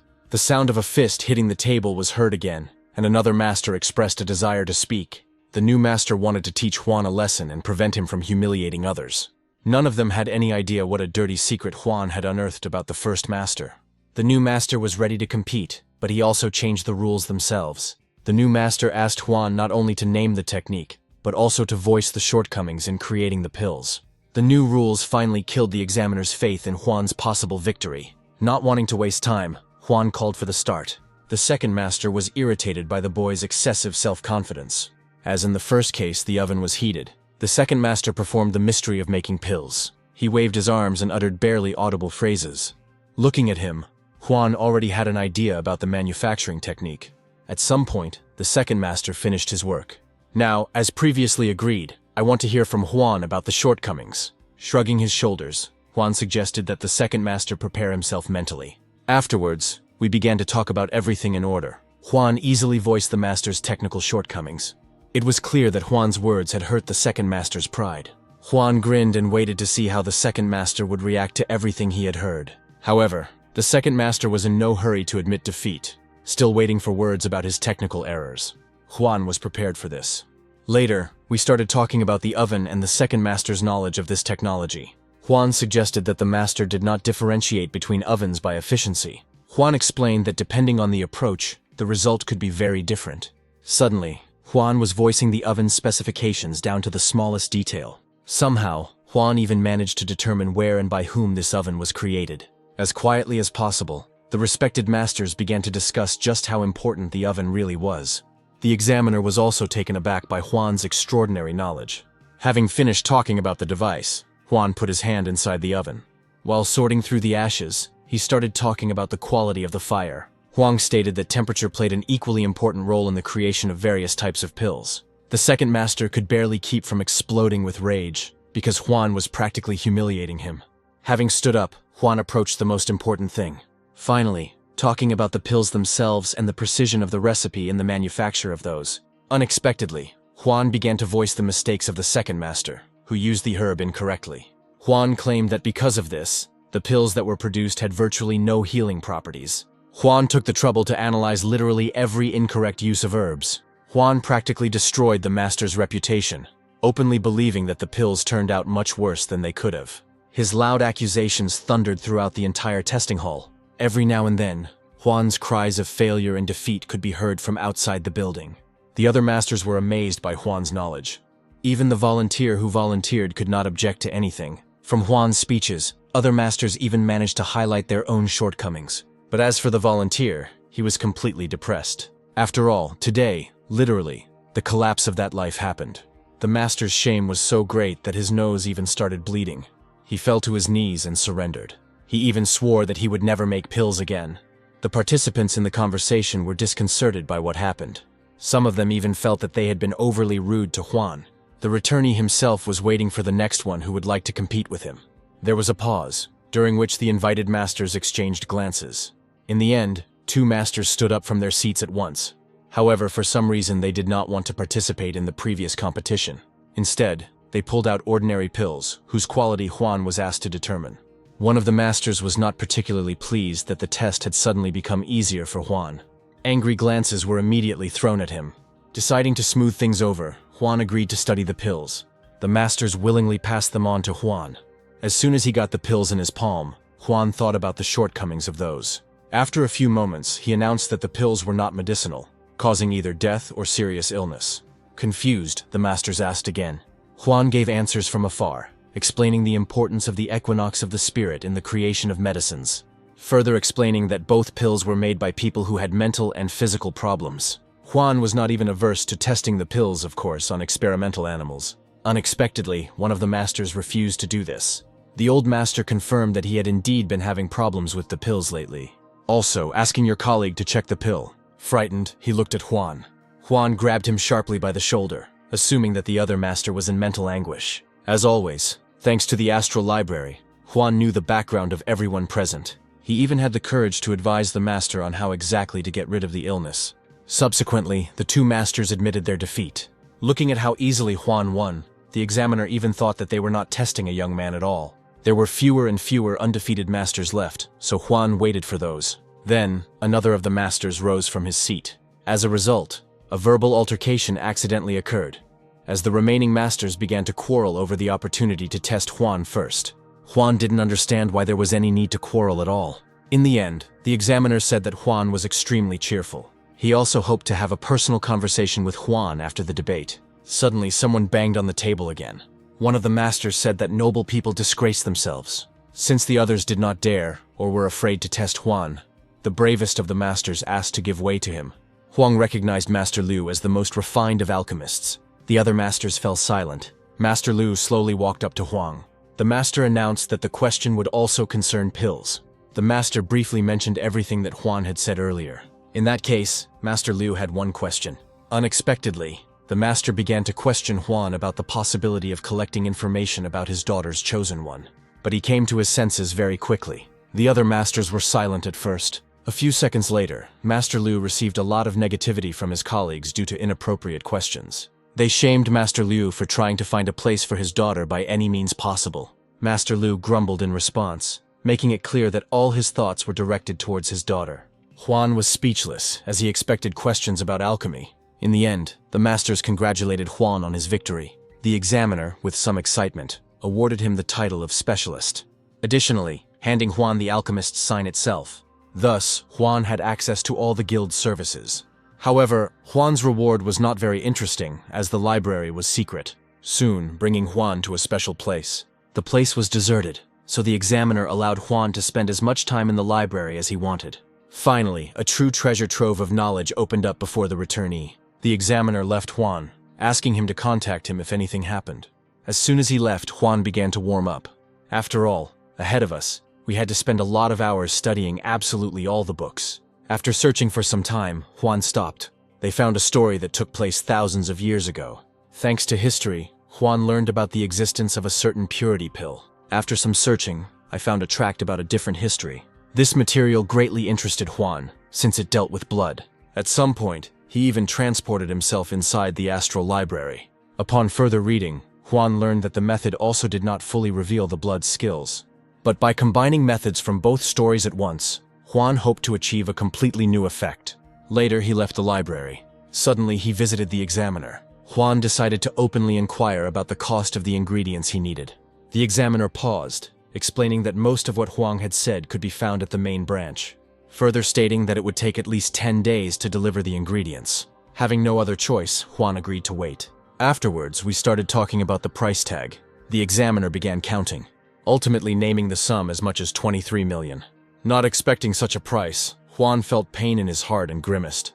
At some point, Juan even considered asking his students for financial help. Soon realizing that he had no right to fall flat on his face, Juan decided to cheat. He even tried to convince the examiner to give him money later. It goes without saying that they refused to lend Juan such expensive ingredients. And yet, the examiner saw a way out for Juan in the form of creating and selling pills. But even in that case, Juan would have had to save money for more than 2 months.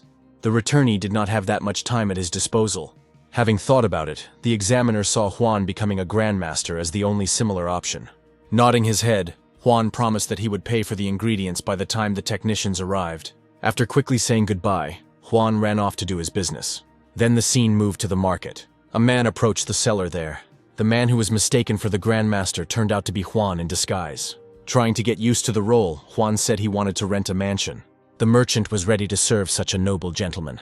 The grandmaster informed him of his preferences in housing. The merchant came closer, quietly whispering that he knew of an excellent but expensive option.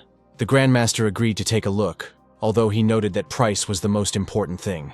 Soon, the merchant led the grandmaster to an empty mansion.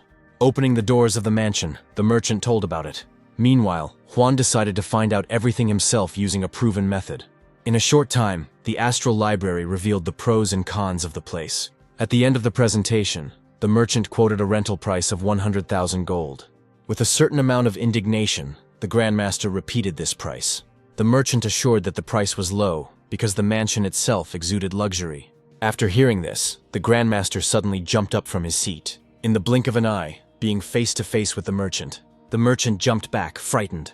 The grandmaster tried to attribute his behavior to the fact that he was testing the merchant. Even though the merchant was weaker in strength, he was no less competitive in price. Then, unexpectedly, the grandmaster began to voice the sad history of this mansion. The merchant did not understand how anyone could find out so many details. The grandmaster continued, even voicing the deal that connected the merchant with the mansion. A shudder ran through the merchant.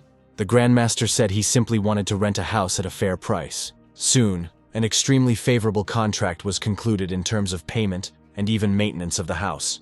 The grandmaster promised to generously reward the merchant if he worked well at the house. Although Juan pretended to be a generous gentleman, in reality, he had a very hard time parting with his money. He consoled himself with the fact that he had spent so much for a higher purpose. After counting the money, the merchant agreed to be the grandmaster's servant. The grandmaster praised the merchant for making the right choice. Patting himself, he promised to serve faithfully and truly.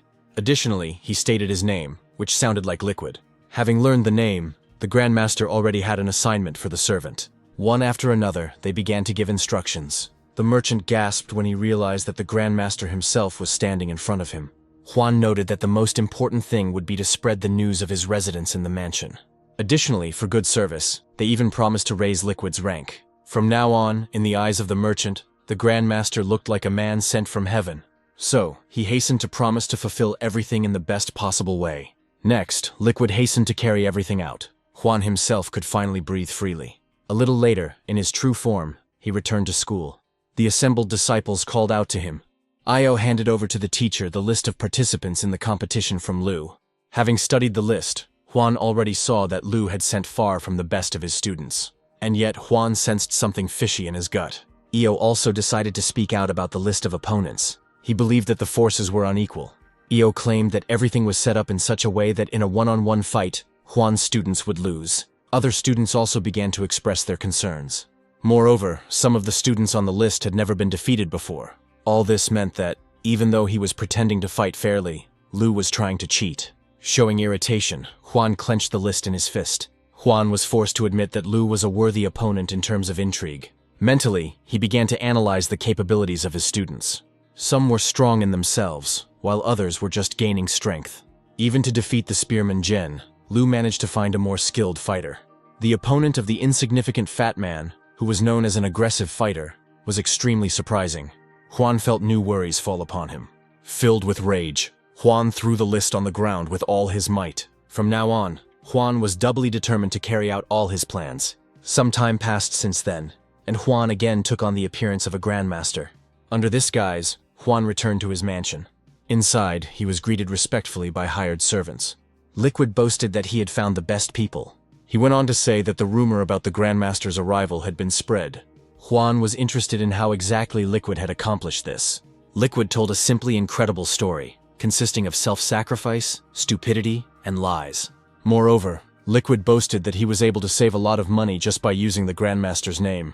With each passing second, Juan liked the grandmaster's guise more and more, subsequently giving orders to prepare tea. Soon the mansion was bustling with life. Liquid would come to the grandmaster every now and then for advice. Hours passed like this, and Juan was forced to admit that no one would show up. The grandmaster also gave orders to the guards in case of his absence. Being alone with Liquid, he decided to find out who was the richest in the city. Liquid, without thinking, named a certain lord. Upon hearing this, Juan immediately understood who would be the victim, naturally wanting Liquid to accompany this. Soon, Juan was brought to the building of a trading company.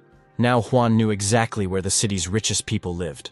Along the way, Liquid introduced his master to the sights. Juan even regretted that he was not so rich. However, for some reason Juan was in no hurry to meet the lord. Instead, lightly touching the lion statue, grinning and saying that he would like to take a look around. And yet Liquid wanted to know about his master's strange decision. Liquid was careful to choose his words. With permission, he openly did not understand why the Grandmaster did not seek a quick meeting with the Lord.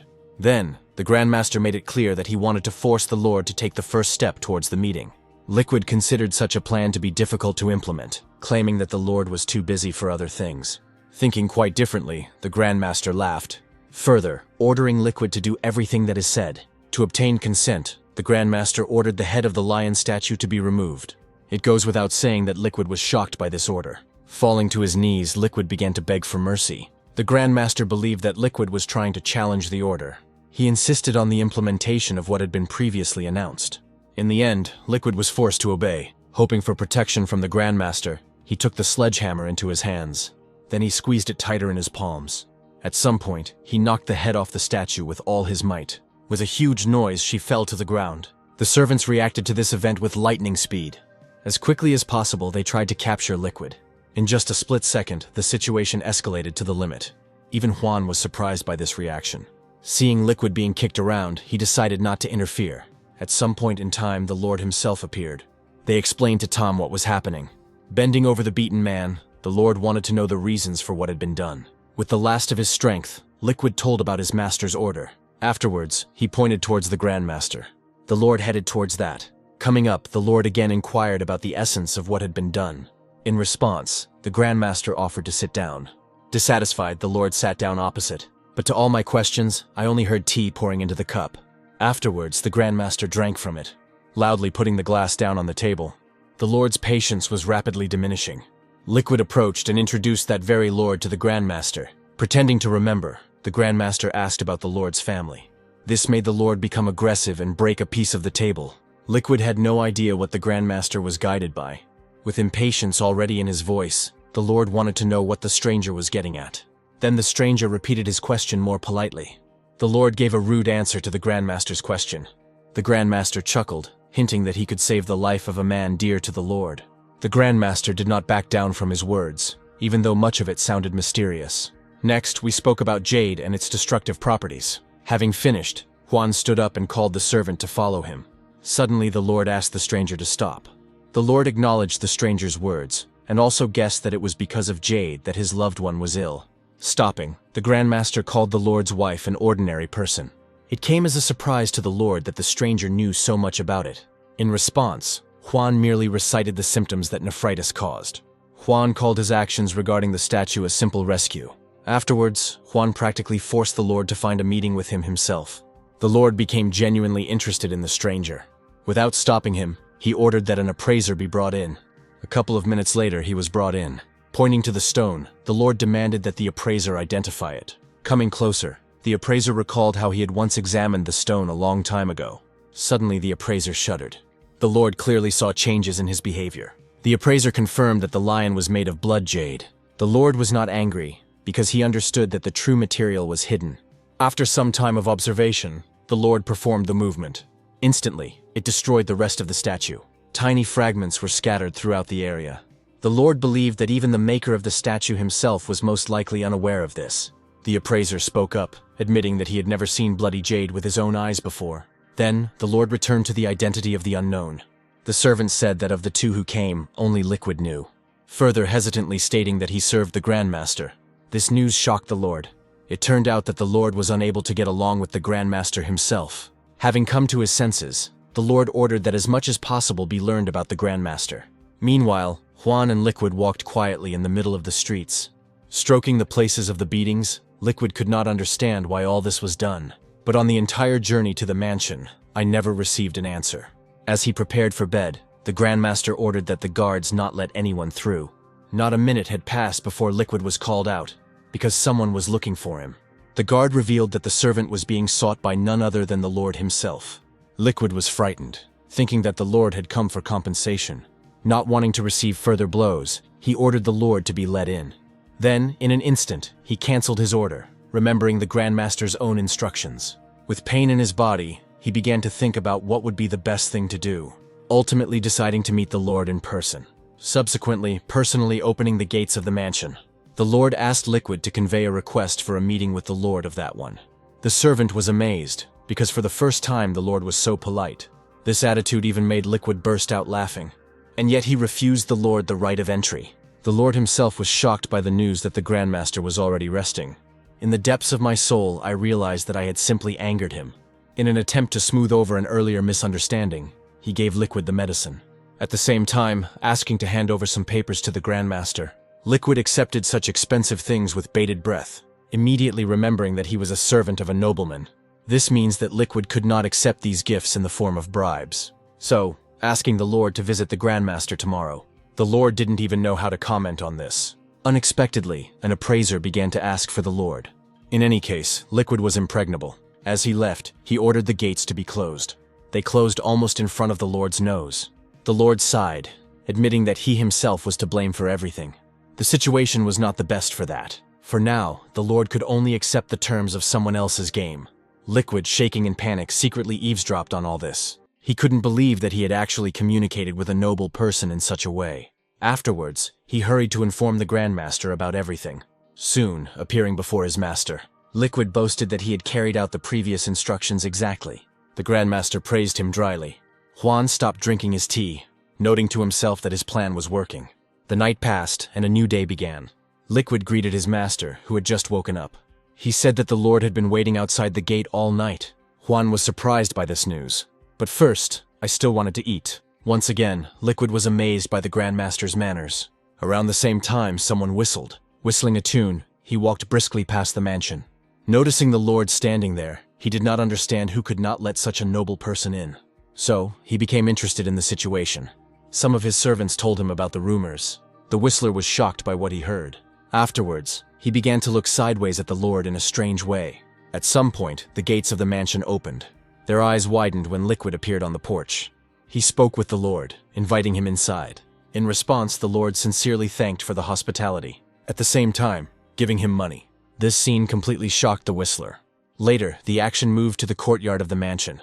There, the Lord apologized for his recent behavior.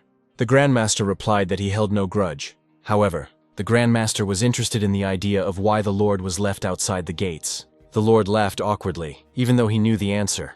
Moreover, The Grandmaster called the time spent by the Lord a good one. Naturally, the Lord asked again about this. Next, the Grandmaster spoke about the Lord's wife. The Lord confirmed that she was seriously ill. The Grandmaster concluded that the Lord was in no hurry to go home due to fear of causing harm. The Lord gasped, unaware that he was a danger to his loved ones. Liquid was delighted with his master's commitment.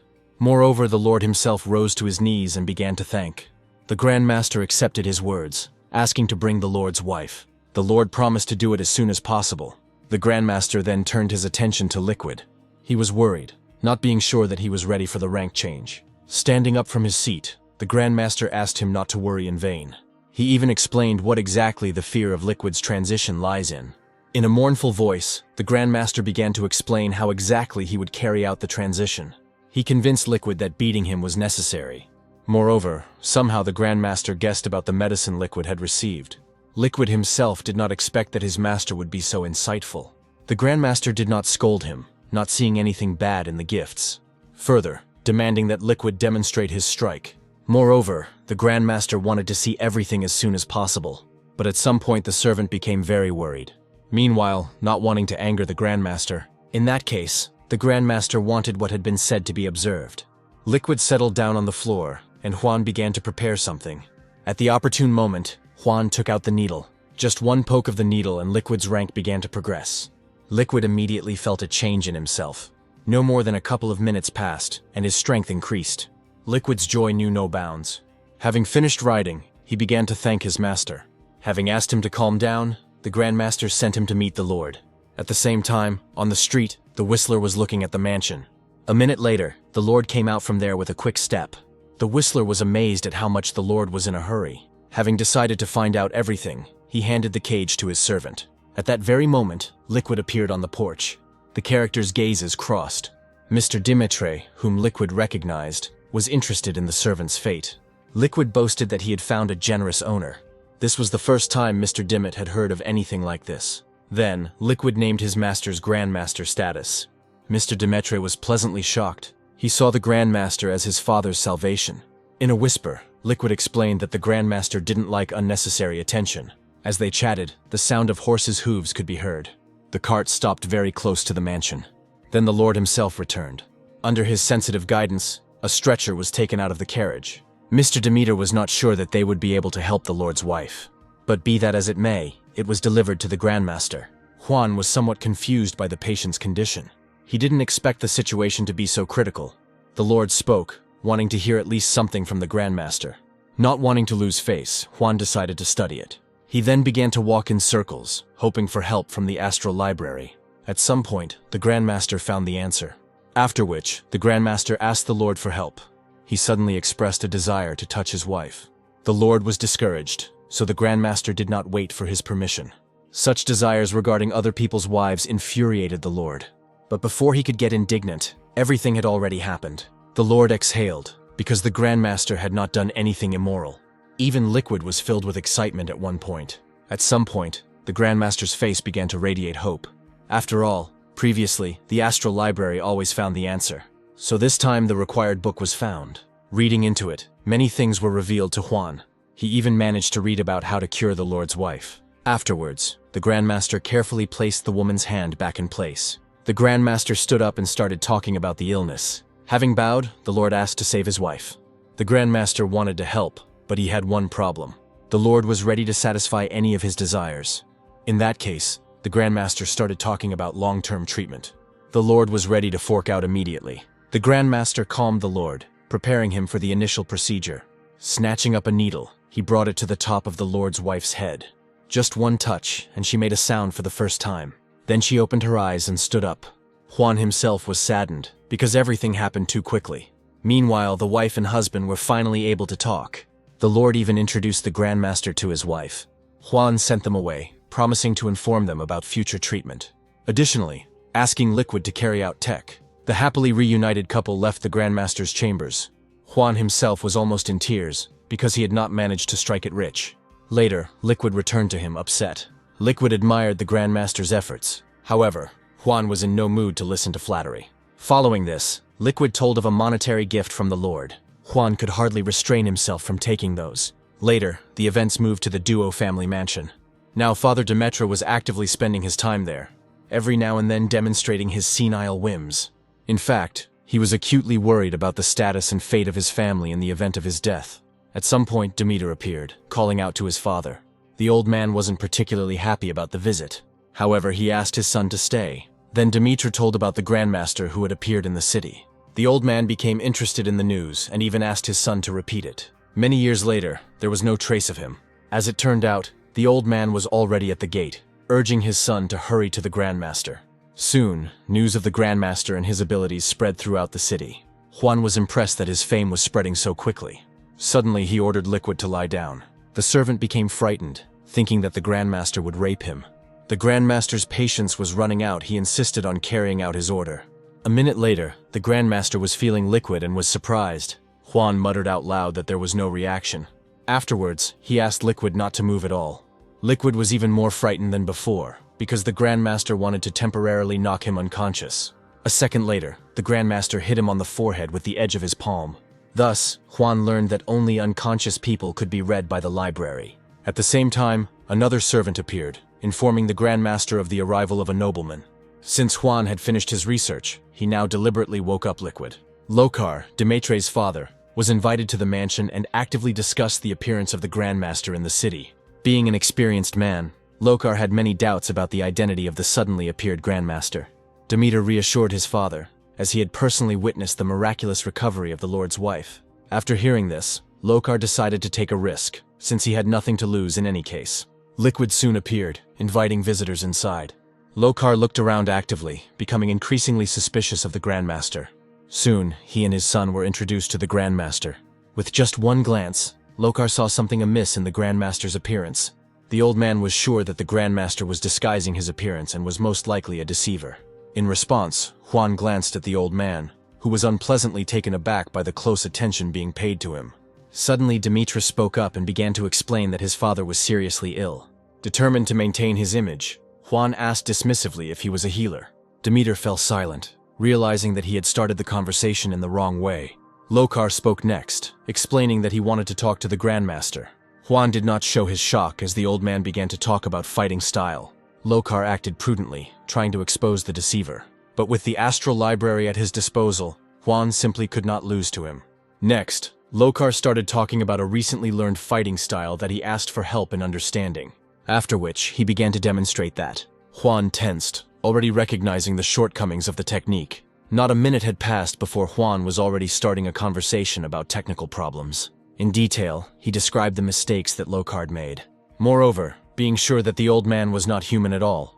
His last words created quite a stir. Immediately, Demeter stood up to defend his father. Juan chuckled, suggesting that the young master direct all claims to Lokar. Demeter looked questioningly at his father. And then, Lokar fell to his knees. Having bowed, the old man sincerely begged for help. Liquid, standing in the passage, was amazed by this scene. It was now that the Grandmaster asked his servant to escort the guests. Nodding, Liquid began to try to expel the nobleman from the Grandmaster's chambers. Lokar tried in every way to stay and even apologized for his previous behavior. Following the Grandmaster's further orders, he was taken out by the arms. Already outside the Grandmaster's domain, the old man humbly knelt down. Lokar told his son to join him, because he now believed in Juan as a true Grandmaster. Demeter tried to get answers from his father, but only ran into a wall of reproaches and demands.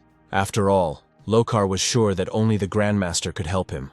Obeying, Demeter slowly rose to his knees. Meanwhile, Liquid completely did not understand the Grandmaster's behavior, and how he always managed to achieve what he wanted. Returning to the Grandmaster, he told him about the gentlemen who were now sitting behind the gate. After wanting to know what the owner will do now, Juan held his head, because his plans for enrichment had once again been thwarted. At some point, Juan got up and decided to go somewhere. Before leaving, he is ready to give Liquid one task. Coming closer, he began to whisper something in the servant's ear. Having finished, he expressed his hopes for Liquid. Meanwhile, outside, Lokar explained to his son that he had no other options. At some point, by chance, Lokar overheard the servants talking about the Lord's generous reward for the Grandmaster. These and subsequent speeches greatly interested Lokar, after which he ordered his son to return home and take all his savings from there. The servants continued to chat among themselves, voicing rumors surrounding the Grandmaster. This, in turn, prompted Lokar to add to the list of things that Demeter needed to take with him. But whenever Demetre had to leave, Lokar stopped him, as he heard more and more new information. Everything he heard forced the old man to voice the idea of selling all his property. After all, according to rumors, appeasing the Grandmaster was no easy task. Therefore, Lokar insisted on the fulfillment of all his previous orders. Time passed and the day went on. A rather tired Juan finally took off his Grandmaster mask. Finally, he could breathe freely and, in general, relax. So, in his free time, he went to the Pharmacists' Guild. There, the first batch of ordered goods was already waiting for him. Juan took some of the goods, while also asking about some pills. Having received everything he needed, he started talking about books that would explain spear handling techniques. The examiner became thoughtful, remembering one man who was a master of spear fighting. Juan was delighted, wanting to meet him. The examiner warned that the specialist was not an easy person. And yet, being his friend, the examiner was ready to help Juan. So, both characters went to another part of the city. At the right place, they were met by the specialist's servant. They were asked to wait, and then the examiner began to talk about a specialist named Chuck. The examiner stated that even the emperor personally noted his merits. At some point, Chuck himself showed up. The examiner and Chuck went to meet each other, being glad of this meeting. At some point, Chuck noticed Juan, thinking that he was the examiner's younger son. After which he introduced Juan. Chuck was pleasantly surprised that such a young man was already an alchemist. The examiner continued to praise Juan, even mentioning the excellent discussion he had had about the pills. Chuck was excited by the young man's results. Afterwards, having sat down, the examiner began to talk about the purpose of the visit. He began to ask Chuka to teach Juan a couple of lessons in spearmanship. Juan coughed, but was forced to lie about his passion for spears, and yet he made it clear that he had never held a spear before. His interlocutors were amazed by what they heard. Juan tried to explain that he had a student who was engaged in spear fighting. Chuck cooled towards Juan, deciding that he was joking or simply wasting other people's time. So he informed that he would hardly be able to help Juan. Juan nodded his head, hinting at the training books. Taking a deep breath, Chuck agreed to introduce Juan to the books. The returnee sincerely thanked the specialist. Later, Chuck took Juan to his library. Afterwards, he left Juan alone with the books. Juan himself smiled, as he had achieved his goal. A little later, from afar, one could hear how actively Juan was turning the pages of books. He admitted that Chuck's library was truly impressive. While Juan was looking for the necessary information, the examiner and Chuck settled down to drink tea. Among themselves, they actively discussed Juan's talents. Subsequently, their conversation turned to the difficulties of mastering the spear. Chuck chuckled, hinting that everything most important was kept in his head. It was for this reason that he was not against letting Juan into his library. Chuck believed that Juan was simply overestimating himself, and therefore, he was obliged to leave the library soon. The examiner agreed with this, hoping that Juan would return to alchemy. It was then that his eyes suddenly became focused on the threat. Jumping up from his place, he rushed to save his friend. After all, now, some kind of furious force was moving towards them. Chuck noticed her in time and took a defensive stance.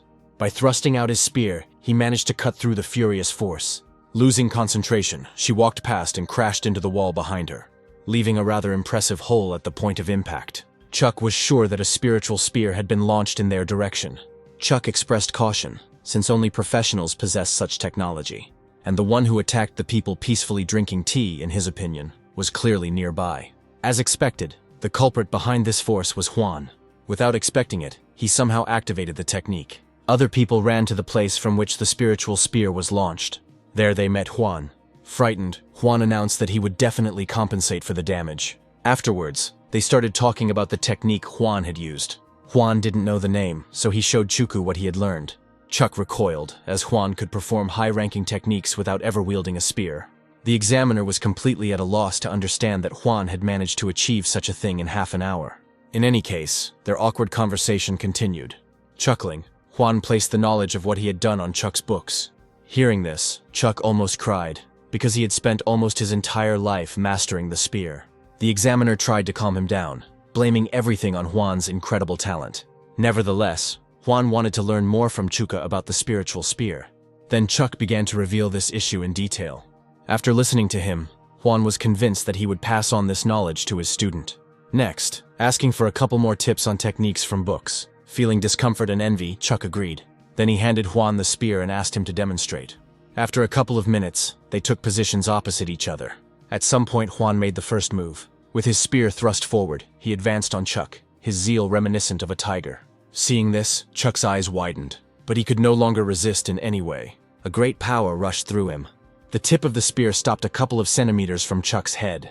Juan praised Chuck, because he withstood such a technique and did not even flinch. But Chuck himself experienced completely different emotions.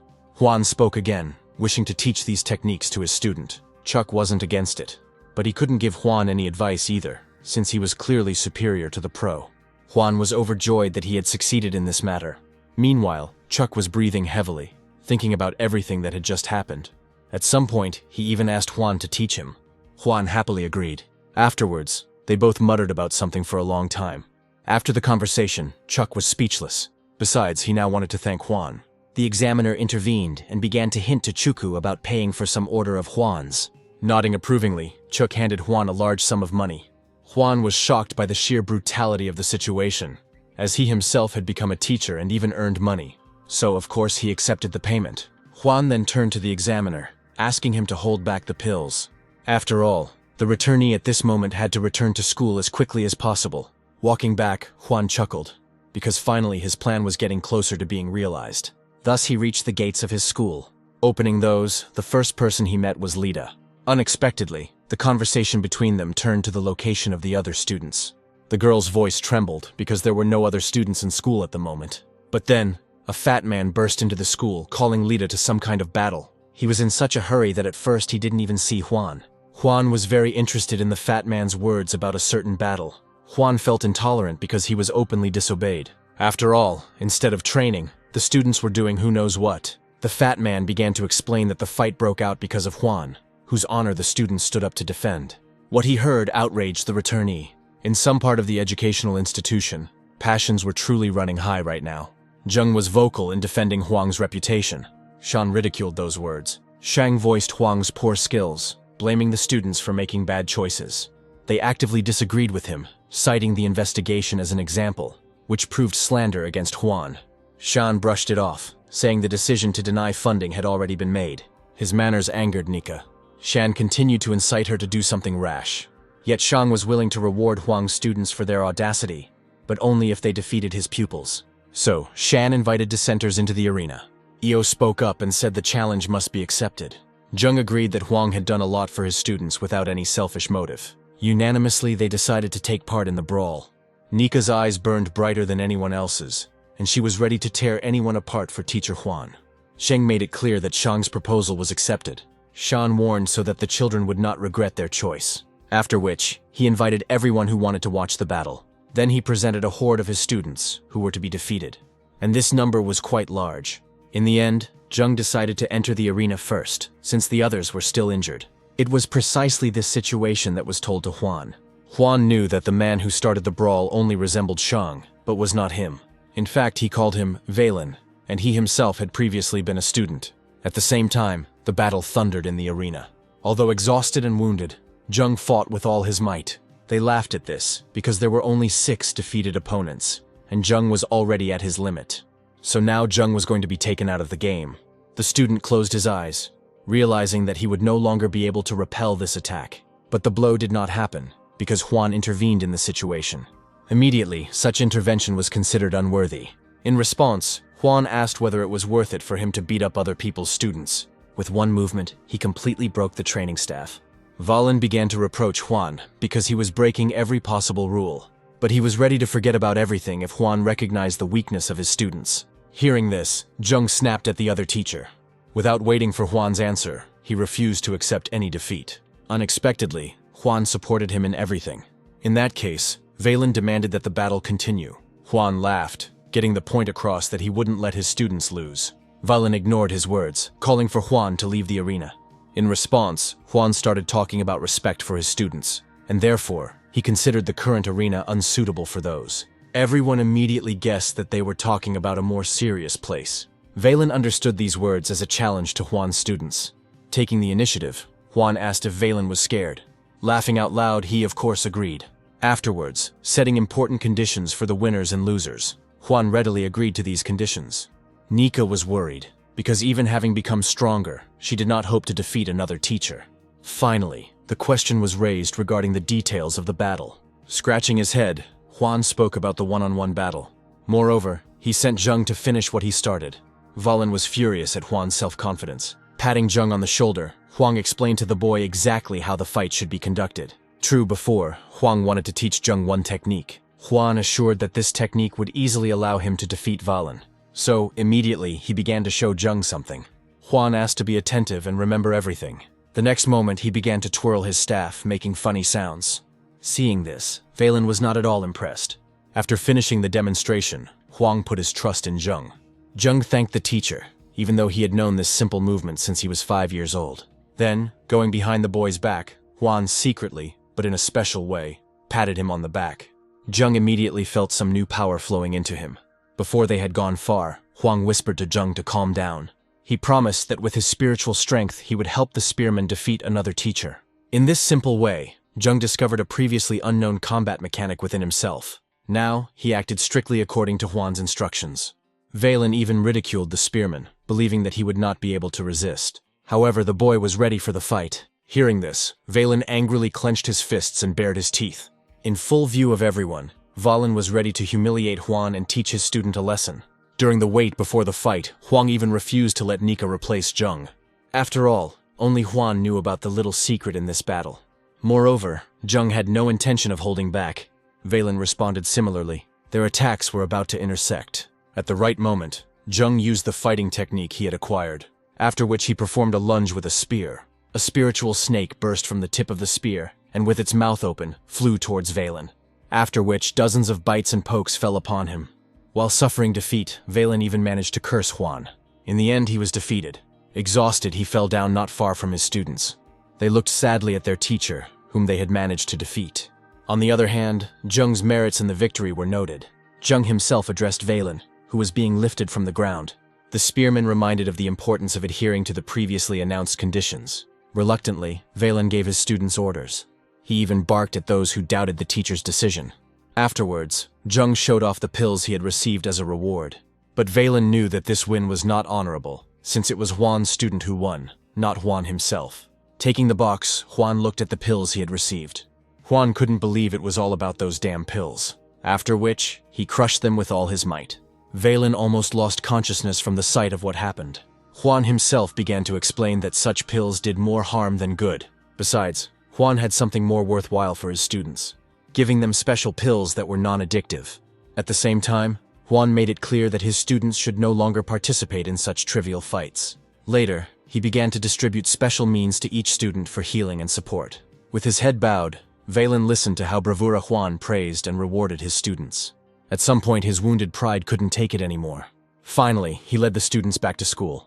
Later, Nika was confused about the cost of the gift. Squeezing the girl's shoulders tightly, Huan only demanded that she help him win in the future in exchange for payment.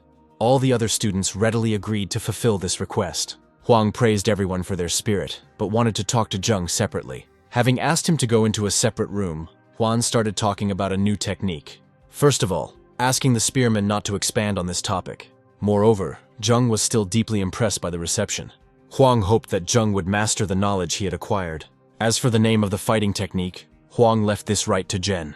He soon returned to the rest of the students, reminding them of the principles of teaching and discipline. At the same time, passions were running high in the city regarding the Grandmaster. Lokar and his son, as before, were waiting for the opportunity to see him. At some point, Liquid appeared, announcing that they were ready to receive them. Secretly from the side, someone was watching this scene. Once inside the mansion, Lokar began to ask for forgiveness. He fell on his knees and sincerely repented. The Grandmaster stopped his whining, as he had already made the decision to help. Then, Lokar confirmed the words once spoken by the Grandmaster. Later, the Grandmaster guessed how exactly Lokar managed to become a beast. The Grandmaster knew that because of the wolf's blood that Lokar consumed, he became possessed every afternoon. Lokar obediently agreed with everything he heard. Demetra now understood why his father had been behaving strangely in recent years. The Grandmaster even specified how much power Lokar received when he became a werewolf. And yet, the Grandmaster called what Lokar had done a mistake. Lokar again agreed with everything, now hoping for salvation. Then the Grandmaster put the mug of tea aside. Lokar was surprised when the Grandmaster announced that there was a chance to be cured with wolf blood. The Grandmaster reported that the old man simply did not complete the process completely. Next, I began to prepare the old man for acupuncture. Huan planned to unclog the ducts, which would allow the wolf's blood to function normally in Lokar. Having prepared himself, he pointed his palm towards the old man. Next, dozens of needles rushed into that one's body. A couple of hours passed after this process, and someone stopped Lokar on the street. The unknown person turned out to be a certain Liube, who was extremely interested in the mansion. Lokar said that the Grandmaster himself lived there. Lokar advised the Grandmaster, but also warned him about his unusual character. Lokar promised that the Grandmaster would solve any problems, but first he had to pay him handsomely. Having received valuable information, Liube thanked the old man. Accordingly, he looked in on the Grandmaster. The Grandmaster already knew something about the blacksmith in advance, but nevertheless wanted to hear about his problem.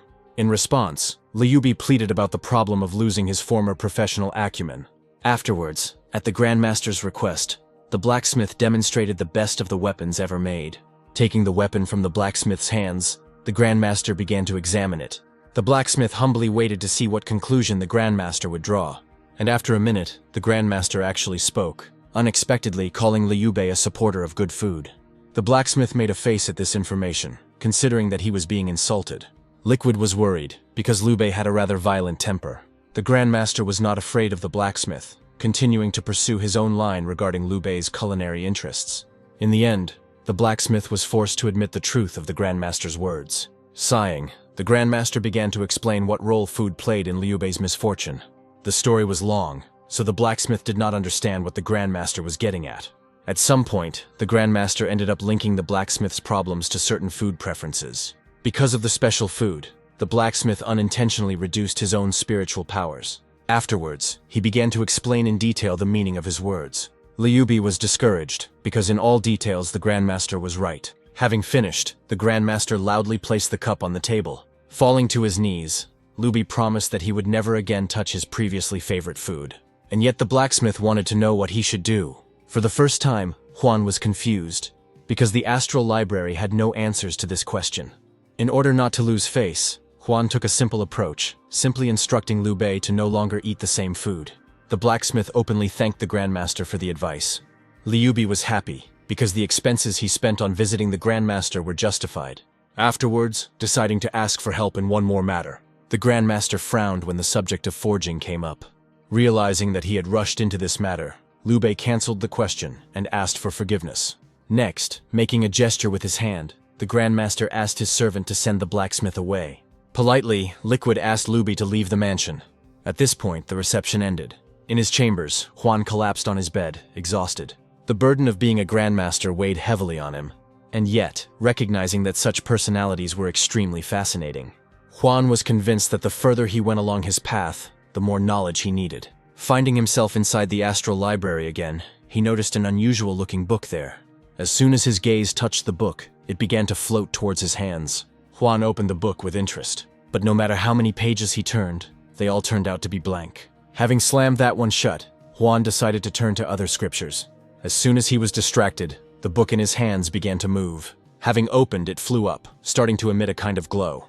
Just one glance told Juan that this book was the culmination of the entire library. Then, in a split second, it sucked in all the other books, after which it closed with a loud bang. Immediately after this, like a comet, the golden book fell to the floor. Unexpectedly, the action moved to another mansion. The servants there were actively discussing their master's troubles. At this time, the owner himself created some kind of rule for the family. However, absolutely everyone received this news with sadness. Even his son had a few words on the matter. Expressing disapproval, he spoke of the Grandmaster who was in the city. The old man became interested in the news. Then his son began to talk about the great things that the Grandmaster had done. The old man wanted to hear as many details about the Grandmaster as possible. In this case, he began to talk about the Grandmaster's miraculous healings. Being extremely interested, the old man asked his son to take him to the Grandmaster. The son was not sure about this decision, since his father had previously wanted to sell the property. The old man, hobbling as quickly as possible, did not want to hear anything about such a thing. Afterwards, the action moved to the outskirts of the city. The elder living there was slightly irritated by the commotion in the city. The servant who ran up to him informed him of various events in the city. In particular, the case concerned certain star ratings. These were various events that were divided according to their degree of importance. The elder was interested in one of these events, so I wanted to hear more details about it. In this case, the servant began to talk about the Grandmaster. The elder cut the story short, for there were no records of such a Grandmaster. The servant was not so confident, for the Grandmaster had managed to prove himself. The new information about the Grandmaster impressed the elder. The servant did not stop, continuing the story. The more the elder learned about the Grandmaster, the more attention stars he awarded him. Oddly enough, the servant's story didn't stop there. Ultimately, the elder gave the Grandmaster's figure the highest rating. He even shouted at the servant because he asked his master again about this decision. A little later, Juan woke up. Due to strange events in the astral library, he completely lost consciousness. But before he could come to his senses, something unexpected happened. For some reason, a myriad of knowledge was swarming in his head. He looked around, not seeing the ill-fated golden book anywhere in the middle of the astral library. Later, Juan realized that he had spent almost the entire day in his chambers. And yet, Juan had no choice but to accept the image of the Grandmaster. On the street, Liquid was already meeting him with important news. As it turned out, the new noble lords were seeking a meeting with the Grandmaster. After Juan learned of the huge payment in advance, he invited guests inside the mansion. Very quickly, Juan resolved the issues with them and returned to his own school. Lida, who met the teacher, announced that Anga had arrived in the class. Juan did not look for a meeting with that one. Anga, on the contrary, was glad to finally see Juan. The girl admitted that she had been looking for this for a very long time. As it turned out, she brought Juan an invitation from a collector. Juan hoped that they wanted to show him the new library. Giggling shyly, Anga confessed about the trial of herself and Inai, so the girl strongly begged Juan to come to this event. Juan sighed heavily, because the matter was devoted to creativity, about which the returnee knew nothing. Be that as it may, he agreed to participate. Laughing awkwardly, Anga suggested that Juan move on immediately. Juan had no choice but to leave school again. Along the way, Anga complained that she knew absolutely nothing about what was to come. From the story, Juan learned that a certain famous physician was also present among the judges. Anga spoke well of him, describing him as a very talented writer with a brush. Juan was even somewhat envious of this man's skill. Anga ended her story by saying that only in Juan's presence could the trial of the young people be legitimate. After some time, Anga brought Juan to the right house. There, Juan apologized for keeping him waiting so long. Afterwards, Juan was led inside, where he was joyfully called out to. The collector introduced Master Omnom to the returnee. Next, he performed a similar action in the opposite direction. The collector was so generous with his praise that Juan even felt a little awkward. The collector did not stop, setting Juan as an example for all young people. Finally, he invited the young people into the room. Then he announced the rules of the competition, after which he introduced the young people to those who would evaluate their work. Unexpectedly, Juan, as a recognized master, was awarded the task of painting the picture. The returnee tried not to show that he was completely discouraged by what he heard. Having time, he decided to express his thoughts on this matter. The collector reassured Juana, believing that in this way it would be possible to instill a love of painting in young people. Juan was sweating. He didn't know how else to convey the idea that he absolutely couldn't draw. The collector probably wouldn't have heard that and would have already given orders to prepare everything. He also gave orders to young people to closely monitor the work of others. Juan trembled, because he was unable to even draw a straight line with a pencil. The collector invited Omnom to create first. He bowed and then went to get the brush. Lightly, he dipped the brush into the paint. Next, I started to create sharply. With daring movements, he drew on the parchment. The collector explained to the young people that this is exactly what the highest art looked like. At some point in time, the healer finished creating. Afterwards, he began to apologize, because it was the first time he had picked up a brush after a long time. Anga couldn't keep silent and decided to ask the master a question. The collector explained about the recreated painting, but the young people had to figure out the details themselves. Subsequently, Juan was invited to the canvas. The returnee began to take difficult steps. Suddenly, a brilliant idea came into his head, and Juan asked to read it first. The collector sincerely did not understand this desire. He even thought that Juan lacked some knowledge. Juan tried to justify himself somehow. Unexpectedly, Omnom stood up to defend Juan's proposal. He saw reason in this action because Juan was very young, claiming that in such a case, Juan could refresh his memory of the skills. Remembering Juan's previous reading results, the collector gave him permission with apprehension. Having received permission, Juan quickly headed to the library. At the same time, the collector tried to justify Juan's strange behavior. Omnom also stood up for him, calling this trait inherent in future masters. After thinking, Inai named the name of a man who had exactly the same habit. Master Omnom confirmed this, even telling a story about such a man. Be that as it may, something was bothering the doctor. The collector was ready to listen. Omnom admitted that when studying the painting, he saw in Juan's eyes only a gaping void of incomprehension. The collector defended Juan by talking about the revelation of the secret of his painting. Laughing, Omnom decided to stop at the fact that he could have been wrong. While there was still time, the collector started a conversation with the healer about his future plans. Omnom admitted that he wanted to visit the Grandmaster. Moreover, he invited the collector to pay him a joint visit. The young people also whispered among themselves about this man. At the same time, some events were taking place at the educational institution. Once again, without Huan's supervision, his students fought a duel. But for now, no one was sure about the outcome of the battle. Some people bet on Zheng, and some on his opponent. Lita explained that the balance of power was most likely unequal, since the opponent was a man from an influential family. On the other hand, she mentioned a new fighting technique that the spearman had mastered. Io believed that Zhen didn't have a chance after all. Nika stood up for her classmate, because Huan himself helped him. In any case, for now, all they could do was watch. Zhen's opponent warned him not to relax. Zhen slammed his fists on the concrete floor of the arena and called for the start, after which the fight quickly started. So far, the initiative was on Zhen's side. Tom managed to actually mock his opponent. His classmates saw that Zhen was mostly bragging, and only Io laughed, understanding everything.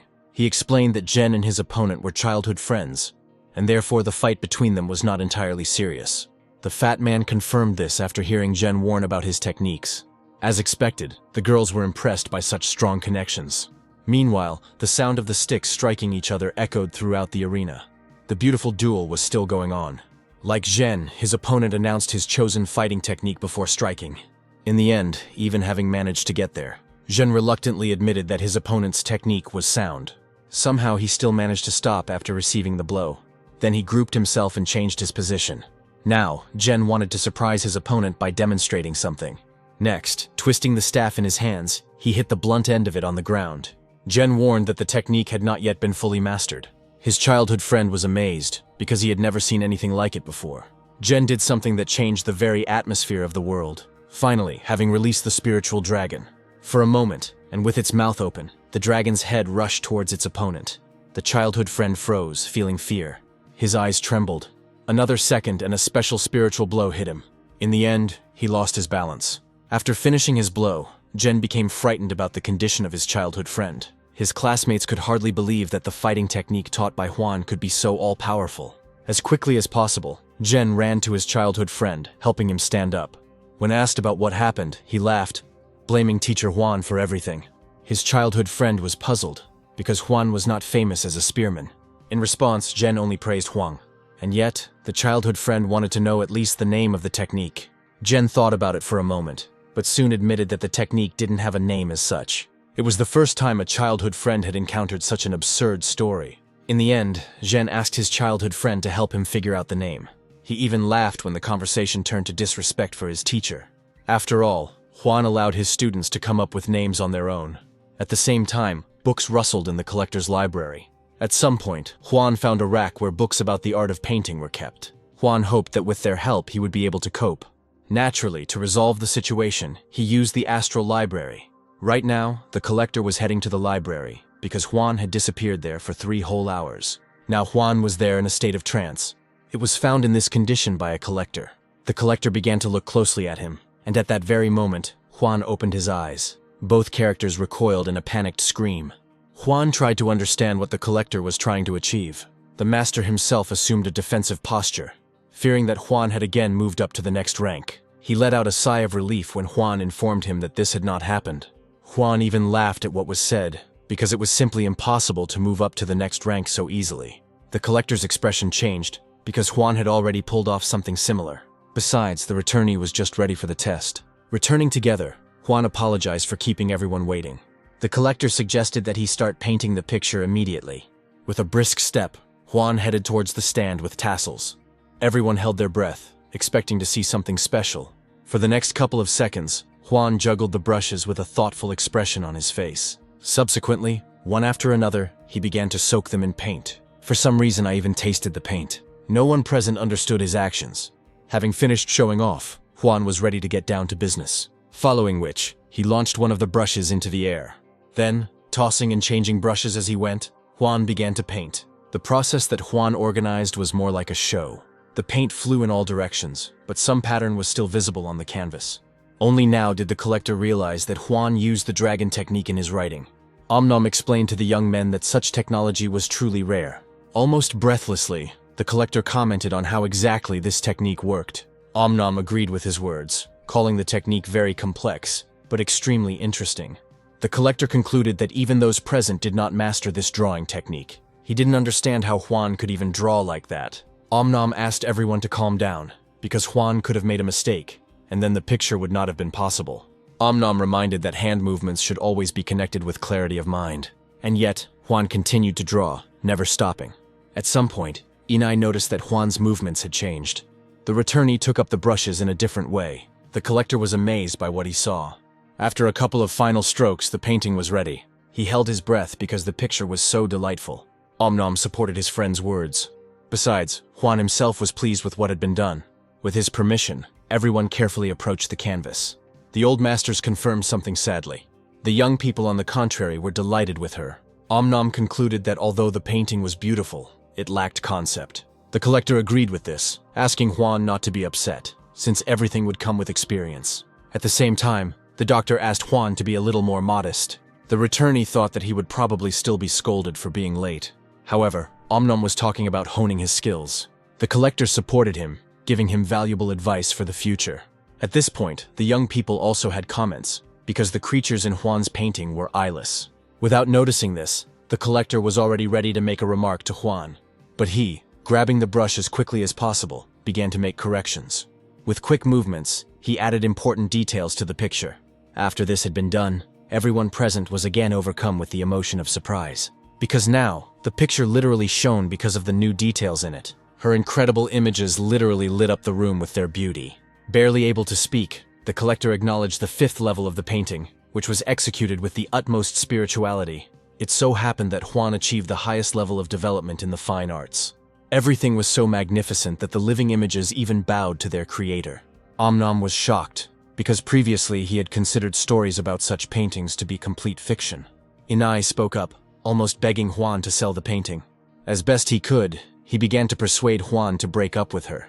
Anga tried to bring the young man to his senses, because with his behavior he insulted Juan's artistic genius. After graduating, she herself expressed a desire to purchase the painting at any price. Later, the young people began to argue among themselves. Their argument continued for so long that the collector's patience was wearing thin. At a certain point, he shouted at those. The collector reserved the right to control the fate of the painting only to Juan himself. The young people came to their senses and began to apologize for their earlier behavior. Juan never expected that people would actually want to buy his creation. After coughing a couple of times, the collector confirmed this, and even went so far as to name a hefty price. Juan's eyes lit up when he heard about the 2 million. After which, young people gradually began to agree to this price. Overjoyed, Juan was ready to paint another picture in order to sell both. The collector was amazed by this decision, because Juan monetized his work so easily. A little later, Anga and Inai each purchased a painting. Juan himself greedily counted the money. The collector distracted him by starting a conversation about the emperor. Through the efforts of others, Juan was able to gain access to the imperial library. Juan thanked the collector, then said goodbye and left. As for the grandmaster, the noblemen decided to visit him the very next day. Suddenly, the collector started talking about Juan himself, expressing a desire to take him on as his student. After all, the returnee, in the opinion of others, showed extremely great promise. Wanting to learn as much as possible about Juan, the collector turned to Anga. Anga became worried, not knowing how best to describe everything. The girl was worried that the master might even get angry. In that case, Anga spoke about Juan's difficult reputation. Anga assumed that Juan had been slandered and was a victim. Omnom was furious at this situation. Additionally, the girl said that Juan's offenders had already been punished. The collector did not calm down, believing that he should have personally intervened in the situation.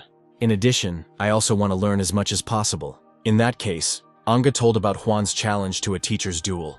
Hearing this, Omnom explained what the duel consisted of.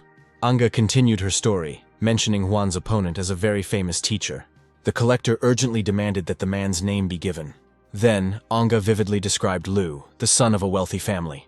After hearing this, the collector burst into an unprecedented stream of abuse. His rage boiled over. He threatened to destroy Lu physically, spiritually, and reputationally. At that moment, a servant appeared, carrying a letter with him. As it turned out, it was from the emperor himself. Carefully, the collector took over the message. Opening it and running his eyes over the words, the collector was stunned. He even handed the letter over to the doctor for review. Unexpectedly, the collector ordered that his carriage be prepared. After some time, the carriage was already approaching the gates of the noble estate. There, at the gate, the collector learned that the emperor was still not there. He was absent, and therefore the collector and the healer decided to wait. Having the opportunity for now, they talked about everything.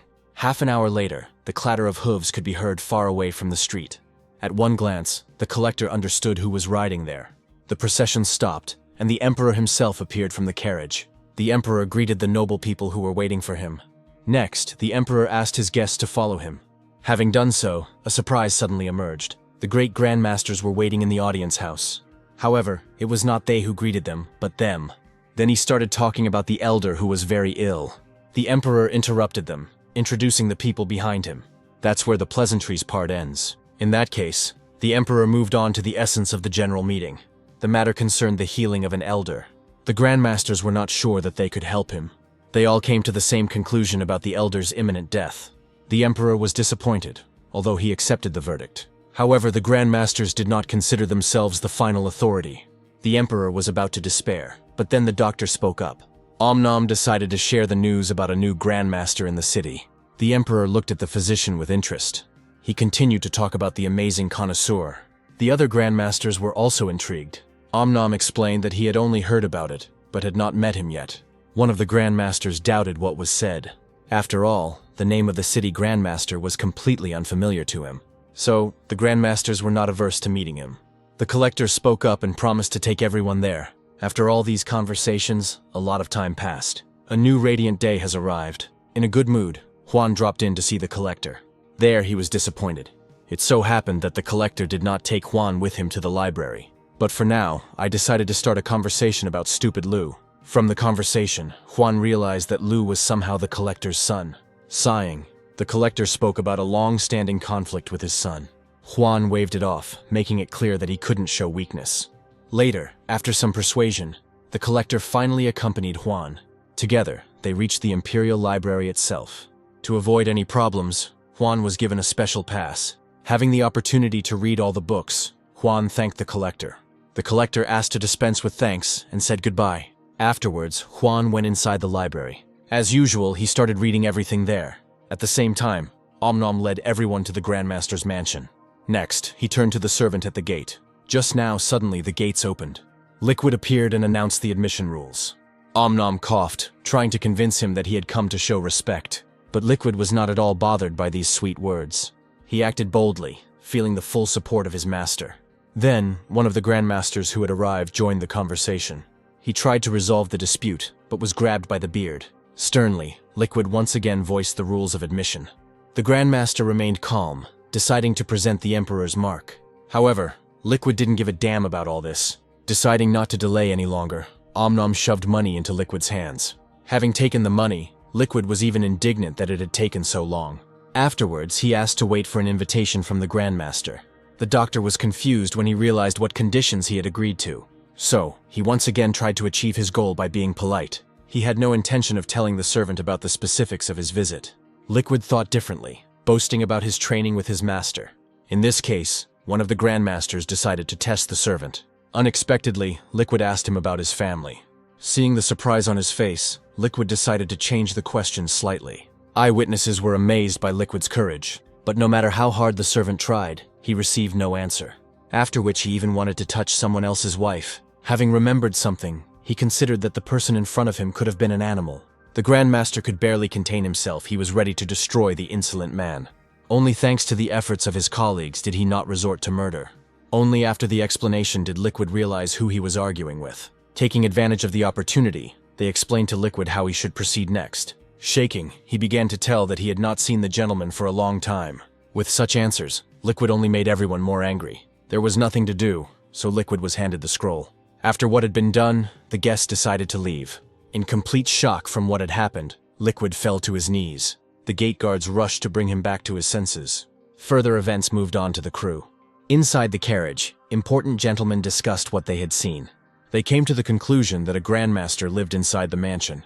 They made this conclusion based on the environment and Liquid. The Grandmasters felt that Liquid was not up to par. Exactly, they named Liquid's rank. Besides, Liquid looked like a man full of energy. The Grandmasters concluded that without outside help, this was impossible to achieve. They even had some ideas about how it happened, considering that the owner of Liquid was a strong man. Coming to a conclusion, treat Liquid's owner with caution, and yet it was unclear what to do. In this case, the Grandmasters saw no problems. After all, they could study people remotely. At the same time, Juan finished studying books. Having found what he needed, he sat down to meditate. A minute later, he discovered something incredible. It turned out that Juan had mastered all the points of his body. So, he focused on searching for new information.